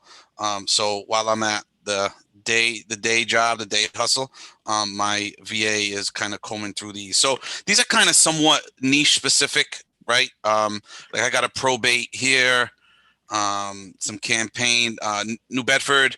And then I kind of like some of the lists get a little too niche sometimes. And it's like, they kind of fall into the broad range of just absentee. That's one of my favorites. That's one of my ultimate go-tos, right? And then I also build it with a timeline. They say on average, you got sellers that are thinking about selling from 7 to 10 years after purchase. So there's a couple of niches that you can add. And ultimately, I gear towards multifamily because that's what I want to own. So you can literally sculpt these things to whatever the hell you want to buy. You know, you can literally makeshift any type of list you can think of. I would say, Zach, too, interview, if you're doing this as a wholesale, right? Interview the buyers that are buying, check out their deals, see what those are. Usually a rehabber is going to want a single family, your classic 3-bedroom, 2-bathroom, X square feet, because that's their cookie cutter, format between projects, right? They're going to get deep dive. I only want to do ranches, or I'm only going to do, colonial style, or whatever you have that's popular in your neighborhood. It looks different from town and city, right? But interview them, get to know that market, and then kind of go after that. But what Kevin was referring to or alluding to is high equity. So a seller will sell easier if there's a little bit of equity. Now, maybe you could do a short sale negotiation, but that's a little bit harder to just get started in. So take a look at an owner that's owned for 7 years, because that's built in equity. If you get an absentee owner, again, it's more than likely a second home or a rental property for them. So that conversation is a little bit easier because they don't have to figure out where they're going to live. Like if you're doing a cold call and you say, have you thought about moving? Well, I live here, where am I going to go? So you hit that up. So if you want that easier conversation, you can start there. And you can also start as newbie cold callers, right?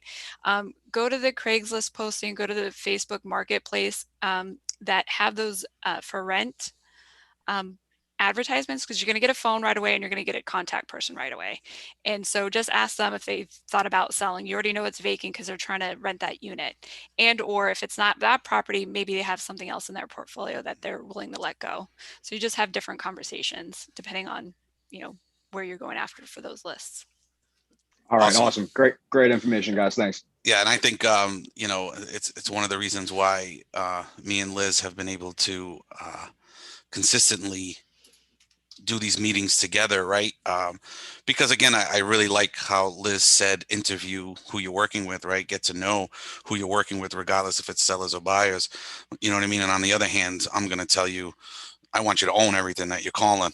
You know what I mean? Like, I don't even want you to wholesale the shit, So that's what I'm saying. So get to know, obviously get to know what you want, and then at the same time, right, definitely add some value to the marketplace, especially the people that you're around, and do that as well. Because I do that too. If I see a big player, I go to a networking, someone's really buying, I'm like, all right, okay, what are you buying? Okay, yep, I'm marketing in that area. Hell yeah. Right. Killing it. Anything else, guys? You guys thinking? Ride it out. So I'm going to jump in. We're going to do some probate today. So let's ride it out. Let's see how we're doing. So I use PropStream. So PropStream is my tool of choice to build lists. We might have some sound issues, so let's try and change some of the. Hello, Carlos.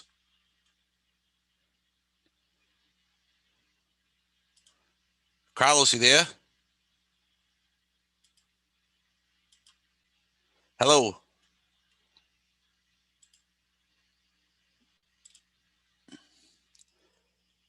Oh. I might, can you guys hear me okay?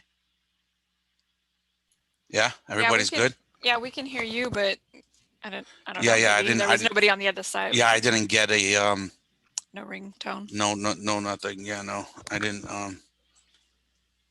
So yeah, PropStream is one of my, tools of choice when it comes to list building.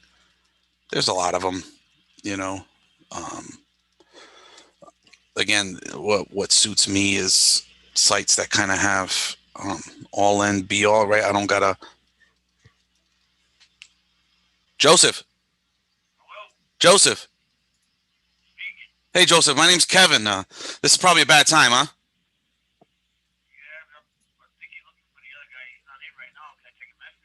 Yeah, definitely, man. I was just calling in regards to 370 Anthony Street, man. I don't know if you can help me out. I was just trying to contact the owner.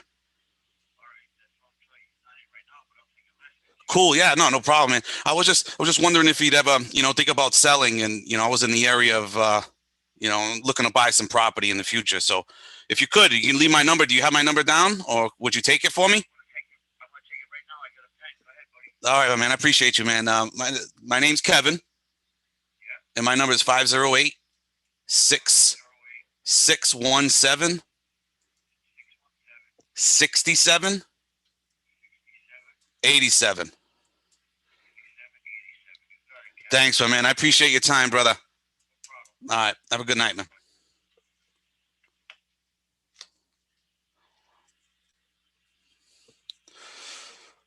So,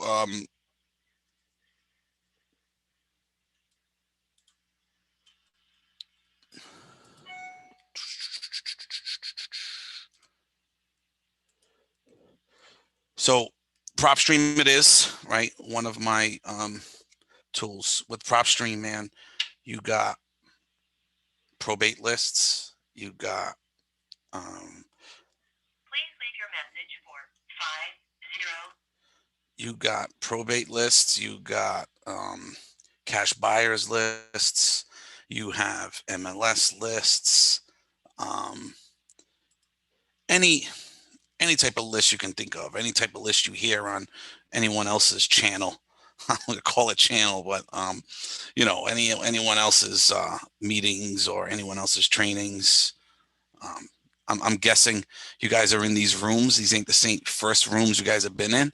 If you guys are anything like me, my news feeds and my mail, my everything that I get is legitimately every training, every Eduarda. Eduarda. Yeah, I was hoping to speak to Eduarda. You got the wrong number. Sorry, brother. It's okay. All right, my man. Have a good night. So, yes. So, right, I tailor-made my news feeds, man. If it's got nothing to do with self-help or real estate, I want nothing to do with it. So, yes. Do I get flooded with every guru in the world? Yeah. Raymond.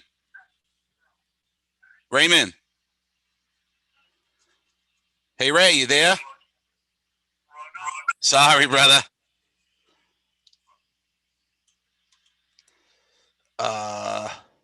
Right.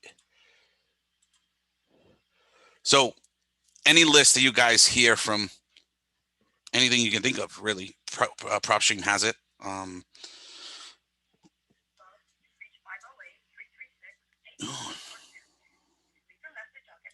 Dude, I'm loving this list. I'm loving it already. You know what I mean? I like the contact. We're getting some, because Liz, I'm just, I'm tweaking some things like we spoke about earlier at Ken's, and it seems like I'm not getting the contact rate that I would like based on some of the changes I've made. So here I am, right? I'm just trying to evaluate what exactly is, is it the data? Is it the time? Is it the changes? Like, so, but to be totally honest with you guys. How many numbers do you have? Antonio? At the tone, please record your message. When you finish recording, you may hang. What do you mean by how many numbers I have? For your outbound dialer, for certain markets, I will have 3, and that's usually good enough for one seat to use. Oh, numbers. Oh, you mean like caller IDs? Dialer, yeah. Okay, yeah. Well, we switch kind of often because of that reason now. And a lot of these cell phones now, I think every cell phone is like, oh, spam, maybe spam. You get flagged really quickly. So I'm continuously changing that as well. But no, I usually only use one. And then once it's like flagged or whatever spam, I just don't use it again. I throw it out and just get another one. But like Well, I said, I've made. Go ahead. I would suggest, like, if you're not getting good results with one, because I mean, I guess if you just want to have them on the Mm, line once and carry that conversation and then give off your Google number or whatever yeah, your main business number yeah. is, um, they will be flagged less as spam if you're rotating through more numbers. That's why I Okay. started in Massachusetts with like 5 because my list was really big. But then it kept abandoning it because I had more outbound calls and less callers to actually pick up those calls. Mm, And I have really good numbers, so usually they'll go through. right. So Right. maybe that's the change that you need. Mm, Two could phone be. numbers, it rotates through outbound You know, dials, and it's then they just don't get flagged as spam. I changed so much, right? I changed the time. I changed some of the trainings, right? Some of the scripts within the VA. I also So then you don't know what made the difference. Or right, yeah. right, right. So Yeah. so here I am, you know, and ultimately, to be totally honest with you guys, the I really believe that the biggest change was me, myself, not making as many calls, you know, because I really don't, you know, I'm not actively in the list like I was, you know, 3, 4 months ago, you know. Um, and I, again, right? We're never going to find someone to replace us, yeah. you know, but at the same time, eventually, you know, we're going to have to build systems to be able to outsource, and we're going to have to be comfortable with not having the same performance. But again, I shouldn't have made so many changes at once, and it's a good learning curve. You know, I really, you know, 2 years ago, dude, I didn't even know what, you know, what a marketing engine even, you know, consisted of. So I've come leaps and bounds. But man, it's definitely something that resonates with me as well, because I'm always chasing something. So that's wholesaling too. You're always chasing that next deal, always chasing that list, always chasing that system, tweaking that system. So guys, really sit back and really think like, and wholesaling is not really much passive when it comes to, you know, building a marketing machine, right?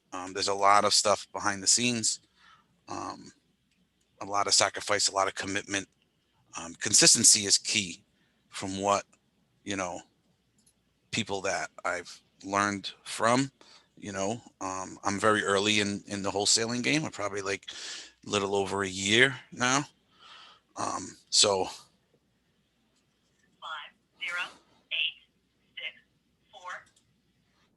508664. and either way, right? Just staying consistent, and I think that's probably the biggest change, is because it was consistently me making those calls, and I was consistently making the differences in the systems based on me making the calls. Now I'm just kind of like trying to, I don't know, find, you know, that flaw, I guess, without actually totally being in the lists, and you know, but it'll get better. It'll get better. Yeah, I think that's, I mean, I'm struggling with similar things, you know, myself, you know, and I would say when you're getting started, pick one marketing method, right? If it's driving for dollars, yeah, driving for dollars or cold calling. I mean, I started with mailers, and I have a sales background, so you start where you're comfortable. But I had to do my COVID pivot. That's why I've been cold calling and doing this to kind of scale out. But you can do it more productively, right? If you concentrate on that super refined list. Please leave your message for 774. So, Liz, I forgot who it was that was on a few weeks ago, but or maybe a month or so ago now. But they were talking about going to 1-800 numbers or the toll free numbers. Mm.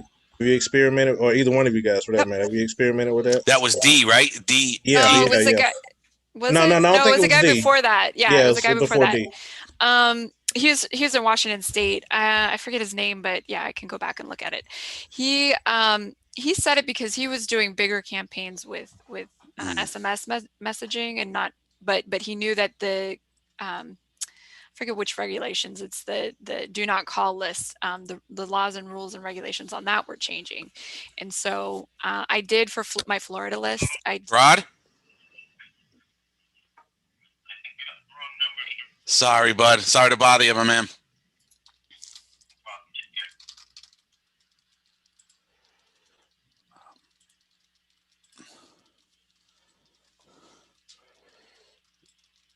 So yeah, I don't know, right? Like more niche specific, more locally. I don't know. I kind of look at it at myself, right? Which is not a good thing too, as well, because there's only so many ways you can market to someone. I will not pick up a random phone call. I will not check my mailbox. I will not. Very rarely. Thomas. Hey, Thomas. Hello. Thomas.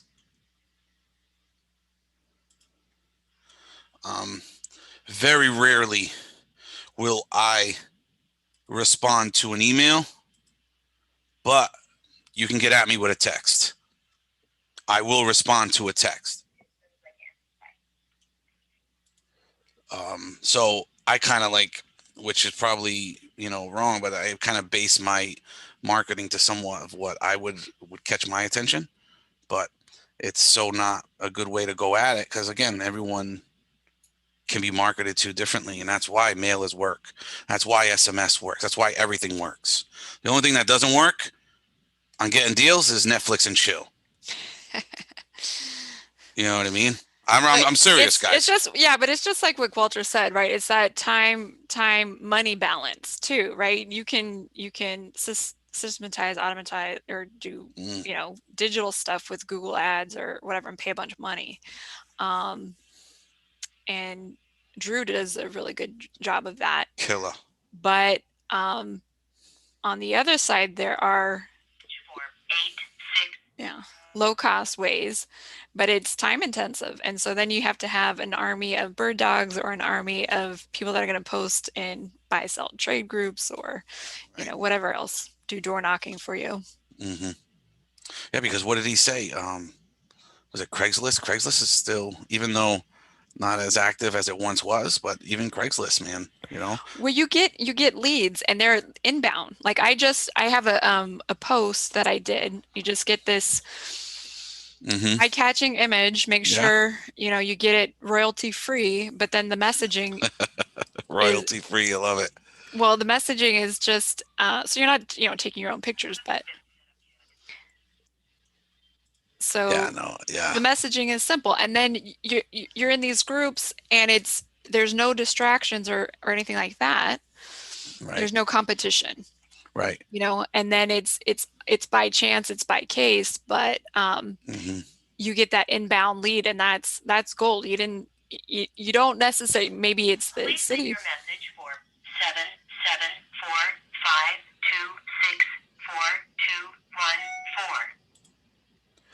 So, and with Craigslist, right? Like it's just images and throw it up there. You just gotta, and I think, what is it? Craigslist got so many days.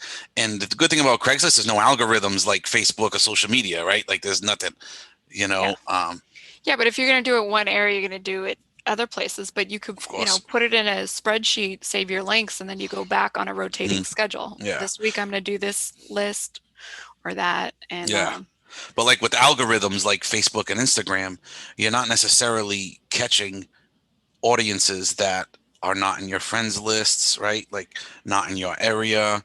Like it's a little difficult when algorithms and Message for 508.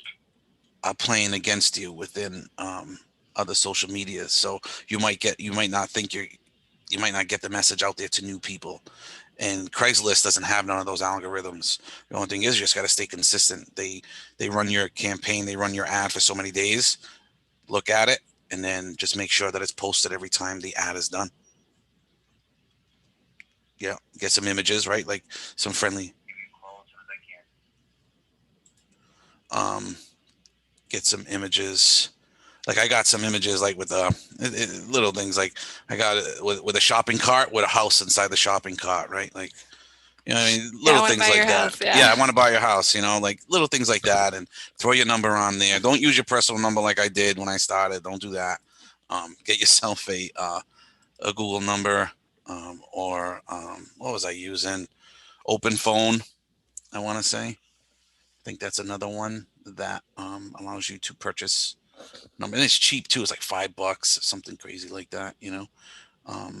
And you can get it all forwarded to your personal as well, right, from those numbers. And there you go. You got yourself a little marketing machine that you've never even thought of doing before. And you know, let's say you close one deal this year. Damn, bro, that's one more deal than you've ever closed. You know, the next year, double it, right? Like Walter was saying, like, that's the goals, right? Like you team up, you double it, and then oh shit, maybe you even quadruple it. You know,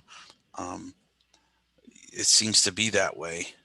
You know, with this, it's either, you know, all or nothing. But at the same time, it's just having that constant stream of marketing, right? It's like that conveyor belt, you know. And what's key, and which is I'm constantly tweaking as well, is Marciano.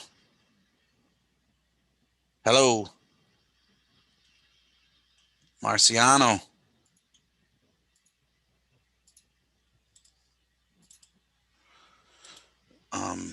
It's dispositions, guys. It's putting them where they belong. Like, you know, I don't want to. I don't ever. I don't know. I don't ever call a lead a dead lead. But you know, I use a disposition here. It's like pitch made. 9, 6, 7. Pitch made. Follow up later. Right, wrong number. And these are dispositions that I'm talking about, right, guys? Call tools in general will not let you go from one number to the other without providing a disposition. You want to talk about dispositions? Hang out with, you'll see what Liz has got going on with her custom dispositions. You know, smashes the game, which is awesome. You know, but Mojo doesn't have as many capabilities for dispositions or customization of dispositions as Marciano.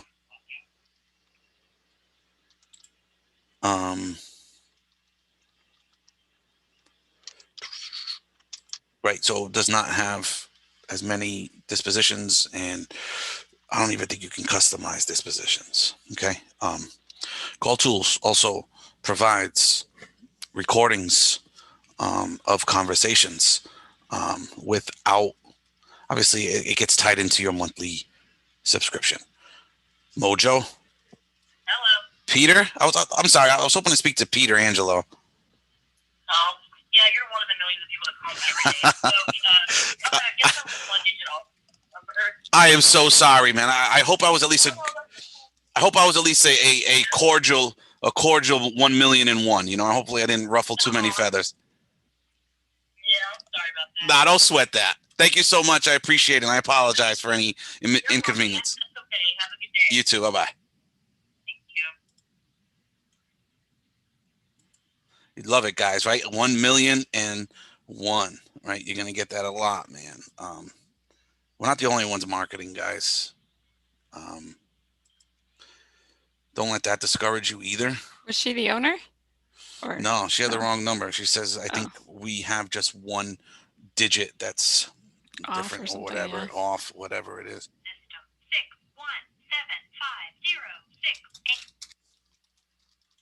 6175068. So, So, Kev, you don't leave voicemails. Why not? His phone number changes. Just Yeah, and kidding. Call I'm teasing. Tools- I'm teasing. in Call Tools, my phone number is always the same, dude. I still use my regular number that I usually, you know, if I do leave a voicemail, it's from a number that I usually use. But I always change the number that I'm calling. Why I don't use, probably because one of the reasons is Call Tools, you can't leave a customized one where it's pre-recorded. Mojo, you can. Mojo, you can leave it pre-recorded. And I don't know. I just find it a time suck, dude. Convince me otherwise.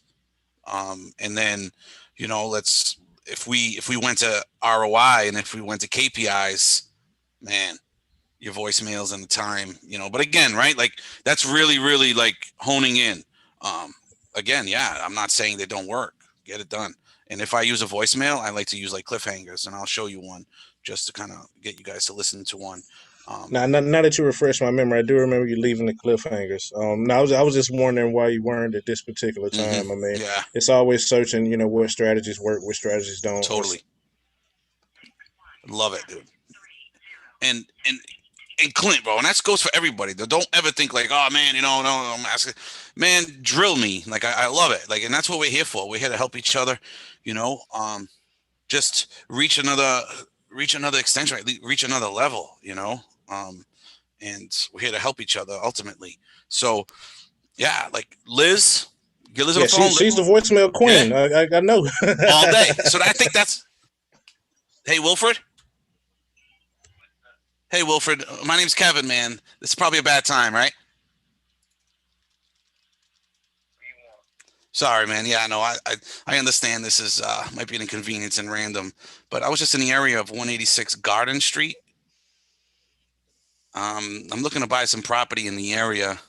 You wouldn't be interested in selling at some point?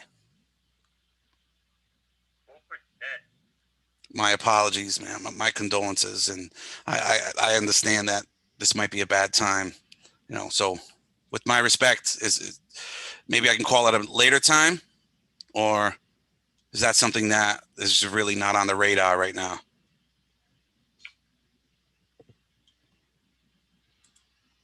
So, is this a probate list? Yes. So do you know how fresh? I mean, that sounds horrible to say, but it does. But so here we are, right, guys?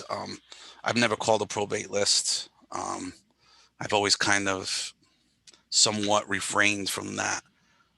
But guess what? You got to jump, right? And at some point, right? Like it's may I suggest a slightly different approach? What? Not that I'm an expert at probate, but I would say put mailers ahead of that. Okay. Yeah.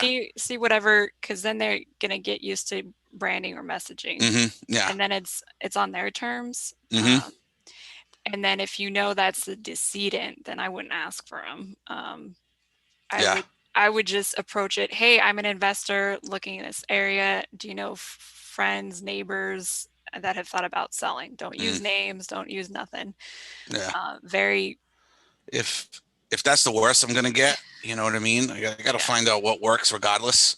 Hell yeah, I totally agree with you. This wasn't something that I was looking forward into doing, but again,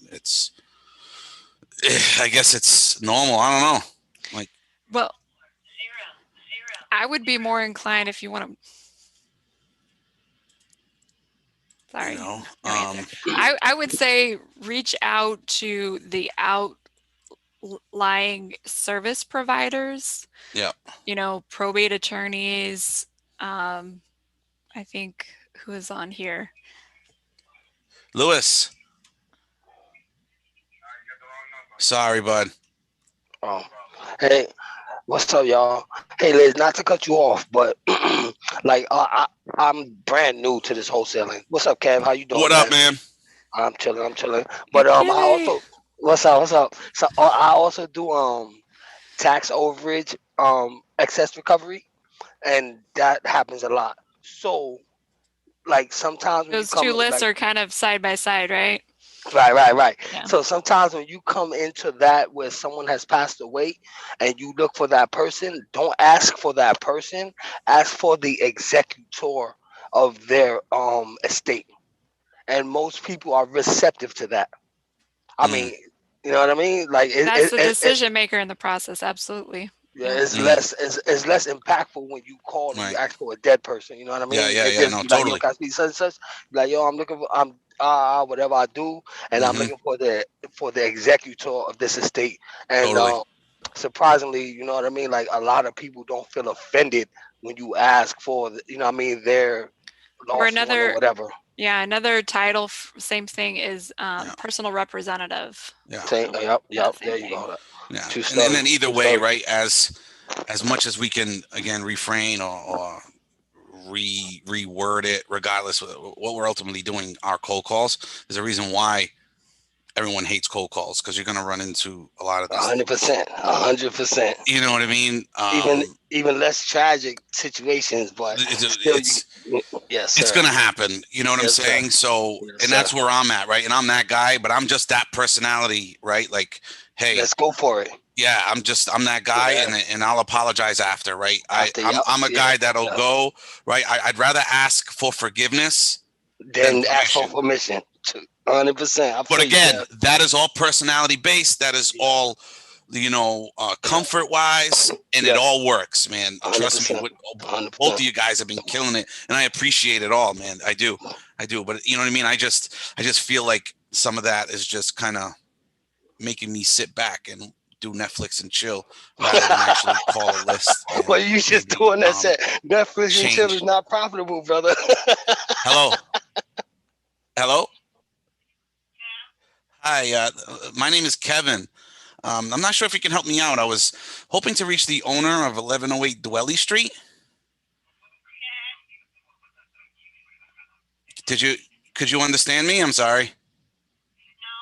No? Senhora fala português?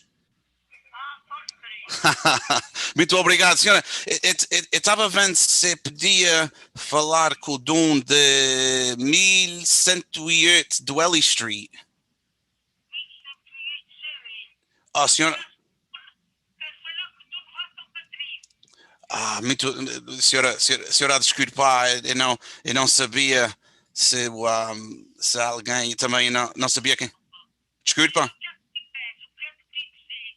Senhora, eu sou de Fall River, eu estava na área e eu estava vendo se a senhora já se pensou em vender da casa ou já se pensar em qualquer coisa de cedirem, de vender a casa. Tá bem, eu compreendo. Não, eu não sabia se a senhora ia vender. É por isso que estou a chamar para perguntar, era só.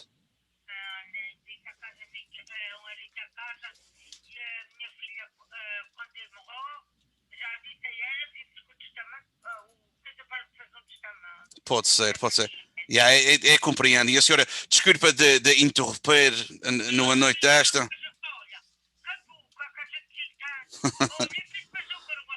Diga.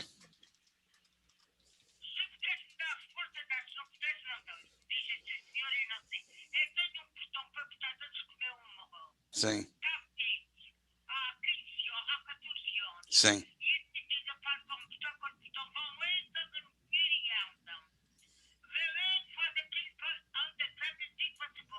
Sim. Uhum.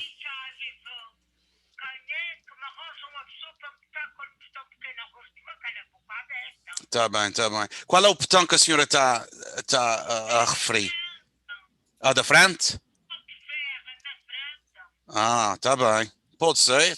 Se a senhora quiser, eu posso arranjar alguém para passar por lá só para ver, mas isso é com a senhora também. Isso é o melhor número de contactar com a senhora, não é? Tá bem. Pode ser. Então, se posso ajudar a senhora, pode ser. E eu conheço muitos gajos que... Tá bem, é só o botão. Ok, então, senhora, não. Fica feio, não é? Quem é que gosta? Tá bem. Mas olha, eu passo por lá, não moro muito longe, e se tem alguém, eu te chamo para a senhora. Senhora, eu nasci aqui na América, os meus pais são da Lagoa, São Miguel, mas o meu pai... Rosário de Lagoa.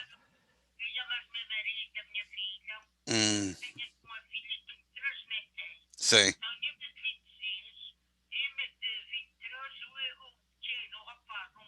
Sim. Tá bem. Então, tá bom, yeah. É uma coisa que eu gostava também, dar os meus. Eu também tenho 2 filhos e...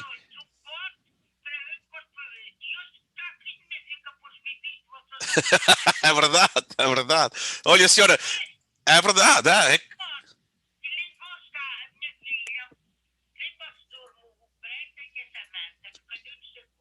Pois. Tá bom, yeah. E eu compreendo também eu gostava dela de ficar com a família toda em casa. Né?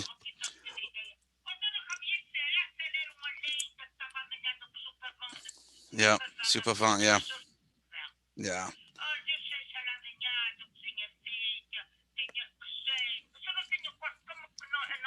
Yeah, não quis fazer, pois.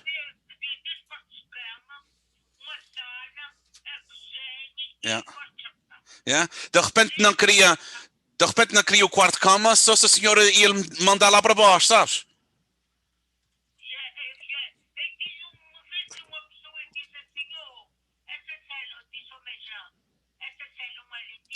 Yeah. Easy. Yeah. Não, compreendo que a senhora, compreendo. É verdade. That's it. I know. Ei, começou, a senhora é um anjo. É um anjo. E a gente é que só dá o valor quando a gente não tem, né, as coisas, man. E olha, a minha avó também, desde o 7, também meu avô já não tem. So, a gente dá o valor, é triste, mas a gente dá o valor depois. E eu compreendo que a senhora. Yeah, é verdade, é verdade. Mas olha, senhora, agradeci muito de falar com a senhora e se passar por lá e em vez de alguém para te ajudar, estou lá.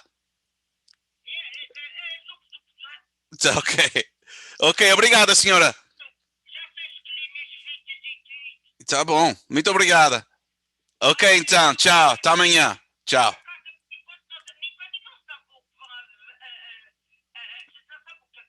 Yeah, pois então, é verdade. Mas muito obrigado, senhora, e a gente está. Oh, I hung up on accident. Guys, see what I mean? Like, whoa. I'll be on conversations forever. So, real quick story, right? Her husband passed away too. She told me straight up, like, the guy that you're asking for, the owner, is dead. So, the conversations got to switch, right? Like, oh, I'm sorry. Like, what else do you do? Yeah, you could not call, right? But no, she did end up asking me if I knew anyone that could fix her fence.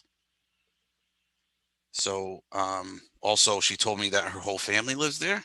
She's got her daughter, grandkids, everybody lives in the house. Doesn't charge them anything. So she says when I die, my daughter will deal with it. So maybe I'll drive by to check out her fence if I can help her with her fence. Who knows? And you just continue those relationships, I guess, right? Yeah, I was about to say I don't know what the hell you said, but it sounded fire. It was just, yeah, I was just being cordial and friendly. I mean, Absolutely, yeah. You know what I mean? Just being friendly, being cordial. I did ask Thomas. Hello. Fuck. So now I'm right away. I'm so used to like going first name, but you know what I mean. To kind of avoid that, got to get a little creative, I guess. Depending on the situation. You guys got me thinking. Start with you first. Hey, this is Kev. Yeah, I know. Don't say Liz. Don't say Liz. I know. Yeah, I know. that's the same thing I do. I'll be like, hey, this is such and such, and this is what I do. I'm looking for either it's an executor or you know what I mean. Yeah, that's you know what I mean. And then it's like I you just sound so formal. You're like bleeding. You're bleeding. No, but I mean, 100%. You're bleeding a telemarketer, man. I really, you know what I mean? Yes, And that's sir. that. But again, Dude, it all works, bro. I'm not, you know I'm what saying you got to find what works, and there's only Yeah. one way to find what works. Because Yeah. even if someone else tell you something that works, that may not be what works for you. So you got to find your own lane. We all do. Love it. 100%. You know, and that's why we're here, 100%. right? And that's why I Yes, think sir. Yes, sir. Liz and I are just, you know what I mean, able to Listen, create, you are awesome. but to create a place, to create a you know what I mean, a format where there's all kinds of different people that, you know, a lot of people But it's lean that- towards Liz, you know what I it's mean? Some that- people Cover a lot of cover It's a lot that of ground. pattern interrupt though. They're expecting to have the conversation go one way, and you're gonna Mhm. say, no, we're gonna just do this just a little bit different so that I'm memorable in your mind, and then Right. next time that leaves that door open or that crack open for you to get in that Love a it. little bit deeper the next Yeah. time. So like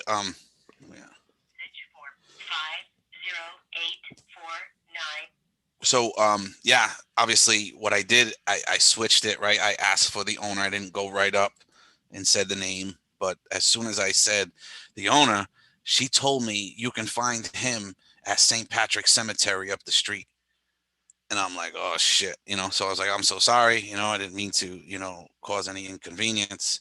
And then right away she was like, yeah, why are you even calling me anyway? But that's the other thing though too. She doesn't see herself as the owner of the property. Like what happened? It typically, if they're married, it's gonna automatically transfer. It depends on how the title's held. But Right, totally. Yeah, she might not have even switched it, you know. But that's cultural too. You're right. I think. Totally. Yeah. Totally. Like I told you, like she told me that the granddaughter, she has I want to say it's a 3-bedroom. She's got a finished basement. She was telling me kitchen, everything downstairs. She says she has a family member in each room. So the daughter's here, like the whole. So But it's what is a profit going to get them in another place? Like, will they get a better quality of life somewhere else? I mean, can you paint that vision for them? I mean, have they thought about that? It's I definitely. mean, that's not for a first phone conversation. No, but you know, exactly. Yeah. She seemed pretty chatty. Maybe you would have gotten there. Yeah, well, yeah, no. Like if I ended up there, I ended up helping her with her fence, find somebody to help her with their fence, you know, and make friends maybe with the daughter at some point. Maybe the daughter would think about that. Not her. I'm thinking like she's ready to be like, I'm done. This is my last house, my only house. I'll probably die in this house that my husband built, you know, and yeah, it sounded like you guys had a good rapport. Yeah, and that's a feeling that I get from all the Portuguese people in this area, right? Where it's like they value that pretty much, you know. They stay in. That's got to be a definite advantage that you could relate to them on that level. Yeah, no, and I switched right away, right? She was like, no, very something, and then I looked at right her on it. Look, I had to check my link to see if I was still on the right page. Yeah, man, you're gonna get a lot of that with me. I call Fall River, New Bedford, Pawtucket. A lot of the areas that I do call, it's loaded with the Portuguese culture. So that's what's up, though. You guys will hear me. You can help them, you know. Yeah, you guys will hear me in and out, you know, from English speaking to Portuguese speaking. I haven't got the Spanish down yet, but I really don't call many. Well, they're everywhere. Like, man, Fall River is a crazy melting pot. You know, so is New Bedford. This whole area is all kinds of cultures, and it's amazing. You know. Hey, Liz, I do have a question for you. Carlos? Hi, I was hoping to reach Carlos. My name's Kevin, and again, I apologize for any inconvenience. I was just trying to reach out to the owner of 197 Spruce Street. Again, I was just in the area, and I'm looking to purchase some real estate for myself, and I was just wondering maybe at some point in the future, you guys might be thinking about selling? Okay. No, thank you. I really appreciate your time. Alrighty. Bye-bye. You guys, again, I love you all, right? I love you all. Say, what about neighbors? I know. I love That's you okay. all. I'm just an investor. Doesn't matter. I know. But listen, I love you all. But both of your comments today, like, literally took my shark, my, you know what I mean? I keep thinking your like, cutthroat. I'm like, oh shit, man. Like, I'm going to offend this lady because obviously her husband's probably, who knows who this guy is, you know? No, So, that's definitely a tough list to call. It is. Definitely is. But it's got to get called, man. I just pulled a Bristol County over 3,000. That's what's up. I mean, at the same time, you giving them assistance. It's got to get called. For sure. So, hey, bro. It's got to get called. Yeah, somebody got to do it. You know what I'm saying? Yes, so I might as well provide that value for you guys, right? Like, I'm jacking this up. My first probate list. Here it is, right? Let's go. You know what Much I mean? appreciated. And again, I'm hoping, even if I know I'll kill some deals off these things, I know it's going to happen. The inevitable, you can't stop it. You can't stop the inevitable as long as you're putting in that work. But at the same time, I'm hoping as well I can add that value, right? The purpose of, it's not just putting work, it's not just living a day to day, right? It's actually living for a why, and then at the same time, providing value and living for a purpose, man. You know what I mean? Allowing others to climb with you or grind with you, and reach levels to heights none of us even imagined. So let's do it. If I got to be that guy, then, I'm that guy. So, hopefully you guys continue to ride with me on Monday nights, but I'm sure it'll be a challenge. I applaud you, Kevin. You're doing a great job, bro. Thank you, man. I appreciate all of you guys, man. Appreciate all of you guys. Liz, you let me know, right? Somebody got to do it, right, Kev? Yeah, I'm with you, man. Somebody got to do it, man. Somebody got to do it. And you got to respect everyone too, man. Respect everyone's hustle, everyone's grind, right? Like, some people rather just Netflix and chill. You know what I mean? Some guys dig holes for a living, right? Some guys put up walls. Everybody's got to do their thing. Here we are, trying to kill some real estate deals. And I don't know. I know we all got a lot of gurus on our news feeds. I don't know. Let's start comparing. How do gurus find off-market deals? I know it ain't doing Netflix and chill or digging holes or putting up walls. You either got this marketing machine, you're either door knocking, you're driving for dollars, doing whatever you got to do to get in front of sellers, man. You tell me an easier way, I might do it with you. Nah, I'd rather see the hard way and learn how to deal with that first. Love it. Yeah, why do it the easy way when the hard way works too? Then the easy way is a cakewalk. Guys, even realtors. I thought it too, bro. Like, let me go get my realtor license. It might be easier. Man, you still got to put the hours in marketing. You still got to put if you're not going to put the hours, you got to put the money. So, it's vice versa. We were talking about that earlier, right? It's either the systems, the money, like the time, the systems, like, man, ultimately, when it comes down to it, just like I told James. Hello.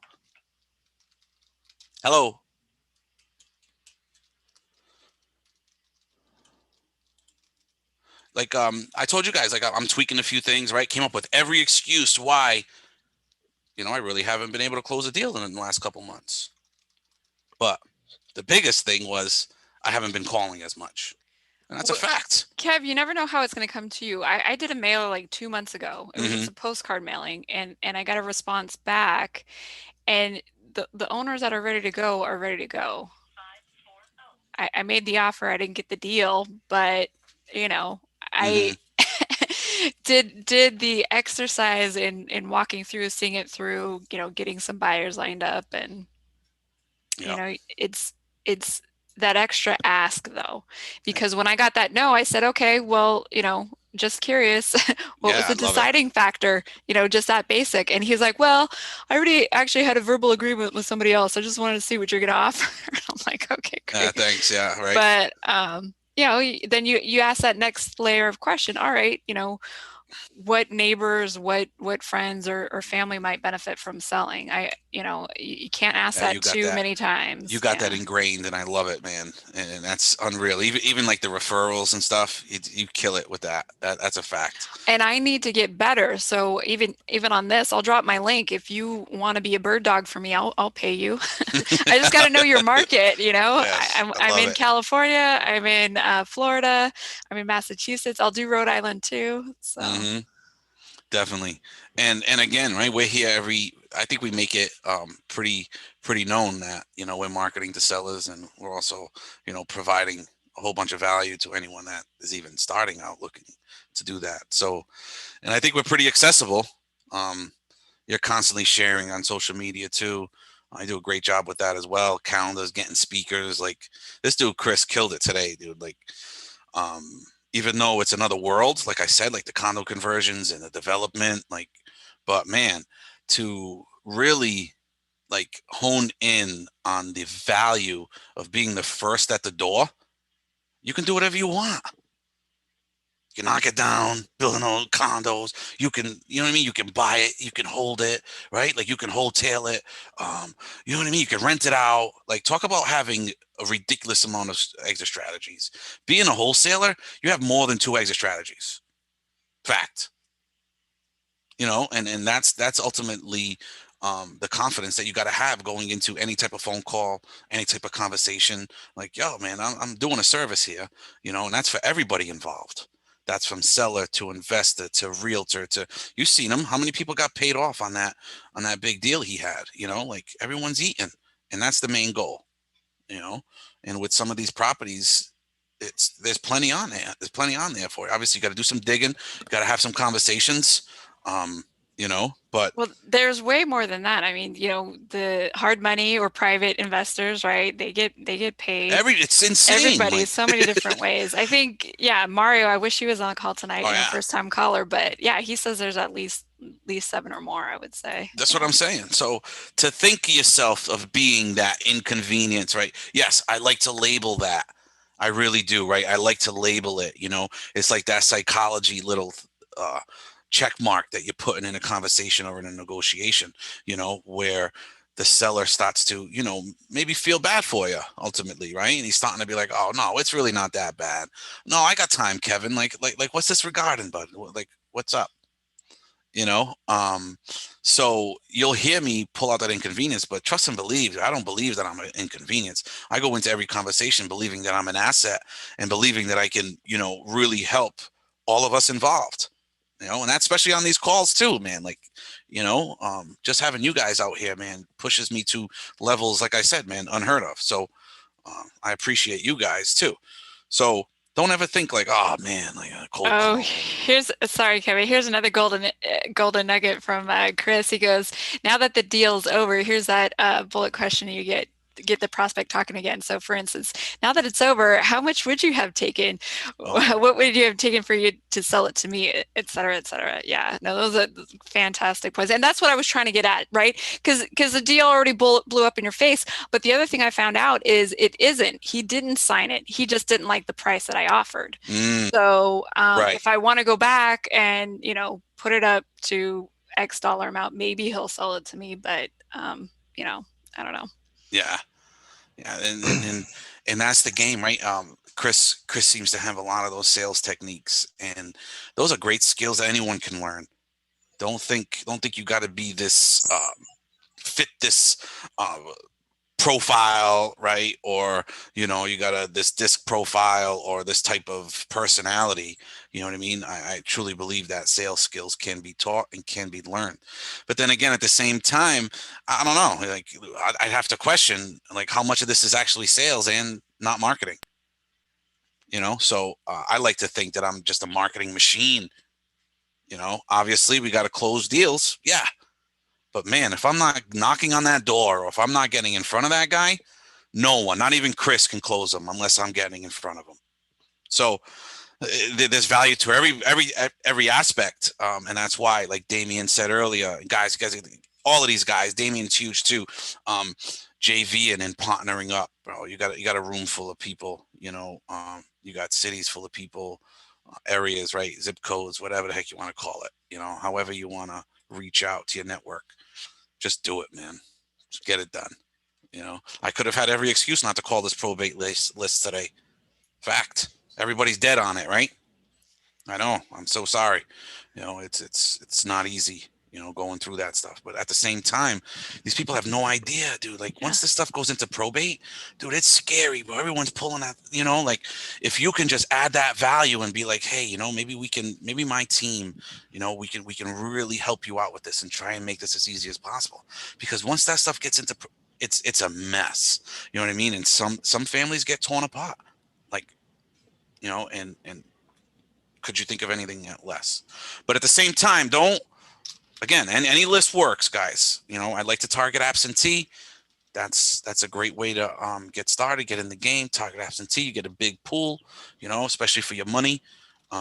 Now, if you want to go just any homeowner of multifamily or any homeowner of single family, 10 years plus, yeah, man, rock out, because you might even get listings out of the deal, when you're dealing with more of an owner occupied. I think, you might have an advantage more with an owner occupied situation to get a listing.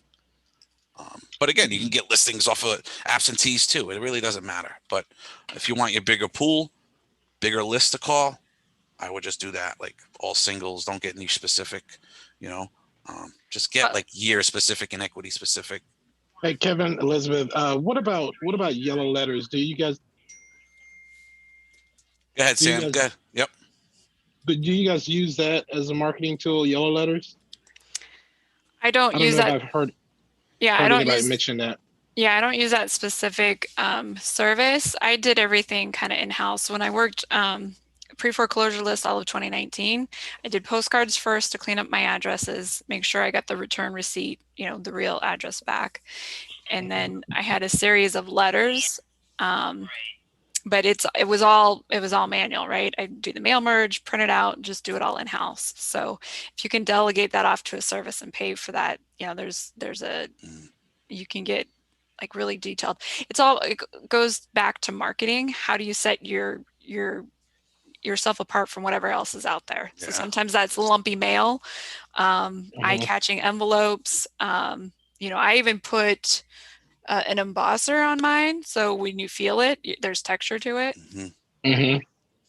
But it can get expensive. I paid $4,000 for infinity stamps or whatever they call it, the ones you just buy at once at whatever price and they're good forever. So I will eventually go back to mailers, but I want to filter out my list. Like I keep saying, like stack your list.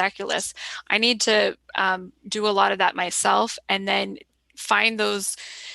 The smaller list that you have, the more you can get to know it, and then hit it a couple of different ways, right? Cold call, texting, door knocking. Like I've written sticky note messages and left them on the doors. But you have to be like, I can't do that remotely. You either have to have boots on the ground to do that do that part for you, or Hello. Hi, how are you? I'm so sorry, man. My apologies. I was hoping to speak to Marciano. Sorry, brother. Yeah, I was ready to get out of the campaign. It seems like I am just relaying some of the numbers. Yeah. But it's up to you. If you want to go, I can go. I can switch to another campaign. That's fine with me as well. I can hop in. Where we want to call, cool. Florida or Massachusetts? So again, right to let's do Mass. Again, to kind of continue to hit on the yellow letters, right? I did Deal Machine. Deal Machine was pretty cool. They have options of literally creating your own little postcard. It'll send it for you. They even have PropStream has that as well. I used that one time before, and not any good response from that. But yeah, totally. I've heard that yellow letters do pretty well. I have a friend of mine that does it in Georgia, and he's gotten pretty good responses from that. So I just wanted to find out what you guys thought. It is. It's a great marketing tool. I'd be lying to you if I told you like, oh my God, I love making cold calls, and I love calling, you know what I mean? But at the same time, your messaging has to be right. And Chris said a lot of the secrets there too. Show them like what kind of person you are, give them a reason to open that up, and those legal, literally the yellow letters, right, are meant to look like it's handwritten. It's very custom. Right. It's just unique. But Yeah. So we're reading. Again, we're at 52 weeks, right, guys? I know we didn't speak much about the mentorship or anything like that. And this is by no means any type of sales pitch or anything like that. But we get together every Saturday morning. We literally set goals to read a book a week, right? 52 books in a year. And that's a book a week, right? Regardless if it's read listen to, doesn't really matter.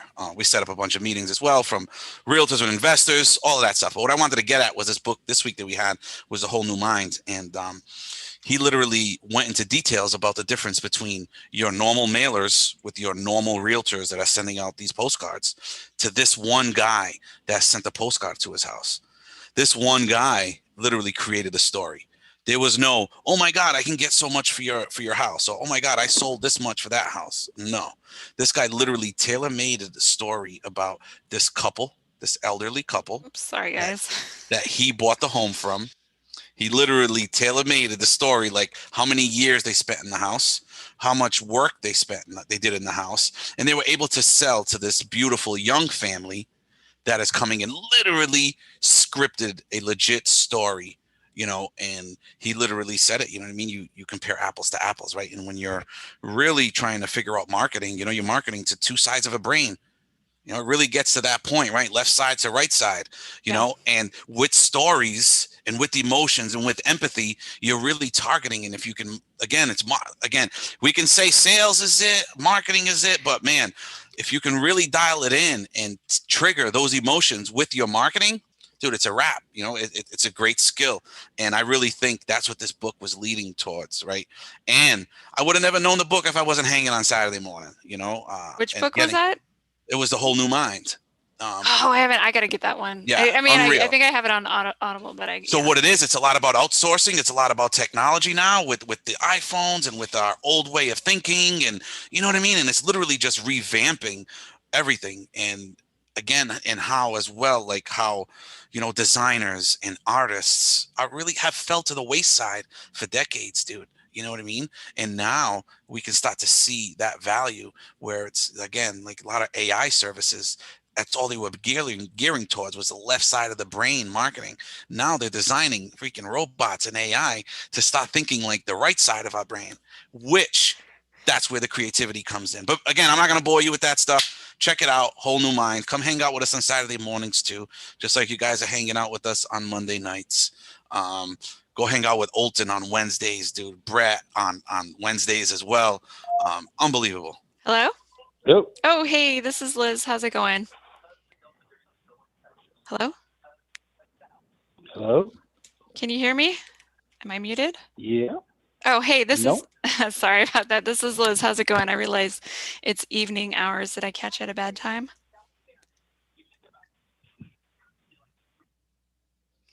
Am I muted?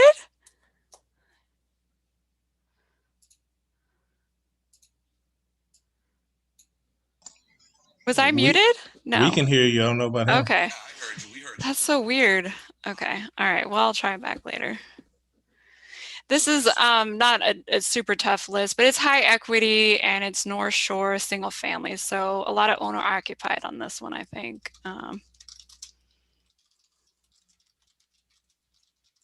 So the way I qualify my list is I just not make them, but I'm going to assume it's not right until they kind of, you know, reveal that this seller information is right, or this owner information is right.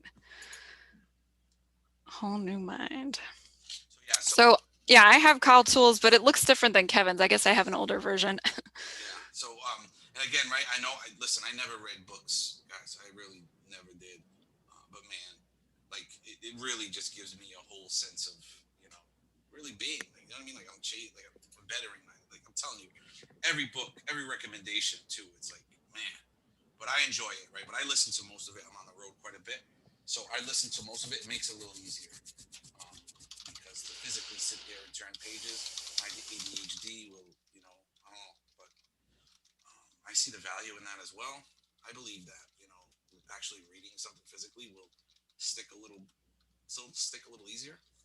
But Hello? Hello? Oh, hey, this is Liz. How's it going? Liz who? Yeah. My name is Liz and I'm an investor. Mostly I'm calling to introduce myself. I'm looking for my next investment property. So I'm not sure if you or any of your neighbors have thought about selling. No, and you're not doing a very good job of introducing yourself either. I'm sorry. Should I say I've done I've been a landlord for 10 years. I've done fix and flips, condo conversions in Watertown. How would you like me to present myself? I don't know. You just took so long to answer. Oh, I'm sorry. I think it might be just the way I'm making the call. I'm sorry. Well, I'm glad we're able to have a conversation and chat now. What else would you like to know? Nothing. Okay. All right. So I'll see you later. all I'm right. not interested in playing or anything, but Okay. bye-bye. Yeah. Have you thought of investing? No. So not interested.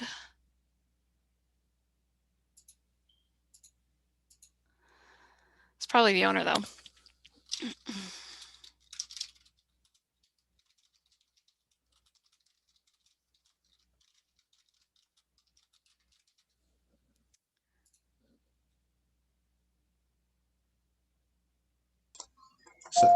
Please state your name after the tone, and Google Voice will try to connect you.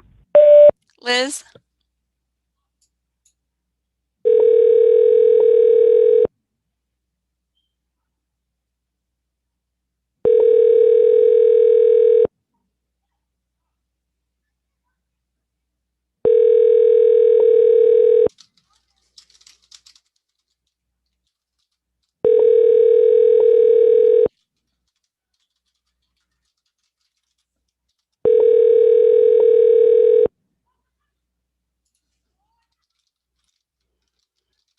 You've reached Scott. Please leave a message and I'll call you back. Hey Scott, this is Liz with Metro Units, metrounits.com. We're investors and we're looking for our next investment property. If you're open to offers or know someone who is, call or text 857-600-2370. Thanks. So that's usually how I leave my voicemails. I'm sorry, somebody had a question? Yeah, the voicemail queen. But now you guys alluded to it earlier, when we were kind of talking, or you guys were talking, should I say, when you mentioned you had a seller who said he was just trying to see what you were offering, and if your deal kind of competed with the other person.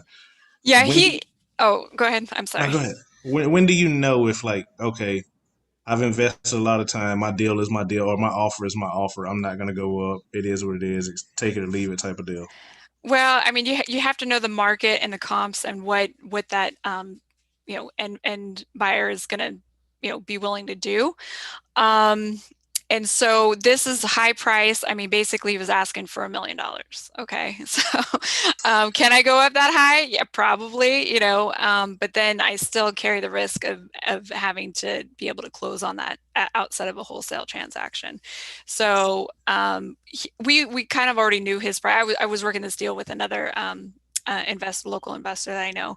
And so, we kind of knew where they were at, but at the same time, as an investor, you need to do the offer and the numbers that work best for you. So you have to read the signals and the stuff that he's given off. And that's why I was just like, all right, well, at least he has an offer from me. He knows I'm serious at this level. And I'm almost expecting him to come back. Hey, can you come back at, whatever it is, and have that negotiation exchange. It really kind of depends without all the other outside factors. But usually buyers will say, oh, I've got another buyer lined up. Okay, well, good. If it's such a great deal, how come you're not doing it with them, right? So there's something that they want from you.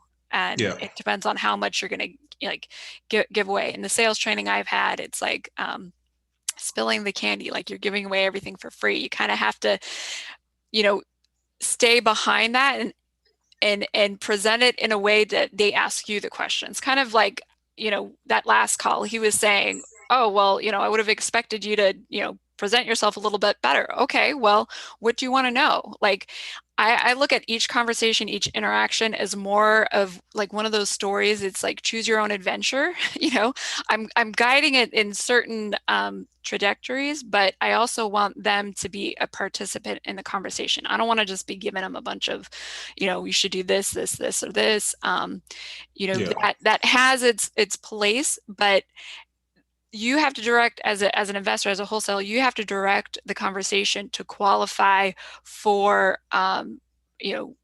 qualified to be like that motivated seller or buyer, right? You don't just work with anybody. You work with sellers that will sell at a discount. So have you tried, working with a real estate agent? Yes or no? No. Well, why not? Well, I don't want anybody coming through my house, or I don't want it on MLS, or whatever that is. I don't trust real estate agents, whatever that is. And so as you go through that checklist of questions, that will tell you, okay, this is somebody I can work with, or this person's going to waste my time, and so I need to utilize my time, even though there's no lead in front of you, generating that motivated lead or that connection. Does that make sense? No, absolutely. And I asked because I had well, I guess a similar situation. It wasn't $1 million. Let me lead with that. Yeah, no, that's okay. No, I mean, like I said, I only did it because I was like, oh, they responded to my postcard. I'll go. But no, it was it was a property. It was a lead that came to me via a bandit sign, and I was building rapport and that shows motivation right there. Yeah, at least absolutely. To a certain level. Okay, that's good. So it was the thing. It was tied up amongst a bunch of air. So it was like 7 people involved in closing the deal, and after months and months of going back and forth, and I made an offer at 70 grand, and then another family member had another investor that was involved, and then they turn around after sending the contract and the whole nine, or I'm sorry, the agreement, as Chris says, and they come back, oh, well, we have another offer, and it was like 72. I could have beat it if I wanted to. I could have taken but I was like, after the time and the effort and everything I put in, like, no, my number is my number. 70 is what I can do. And I left it at that. And then even months later, they still called. It's like, hey, it's not going. The closing has been postponed like 2 or 3 times. And turns out PropStream, of course, hell of a tool. They finally go to closing like 3 months later, and they sold it for 70 grand. So I don't know what to do. Oh, you're like, oh, somehow. Oh, and that sort of happens too, right? It's that bait and switch. I don't necessarily do it that way, but I know that's you get it under agreement, and then you grind them down because they are desperate.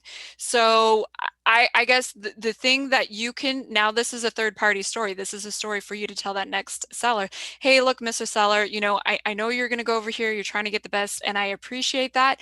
But in my experience, this is what happens. And look, I'm just a straight shooter. I don't want to waste your time. And who cares about wasting my time? That's, I always say, I don't want to, that's a Grant Cardone thing, like seller be sold.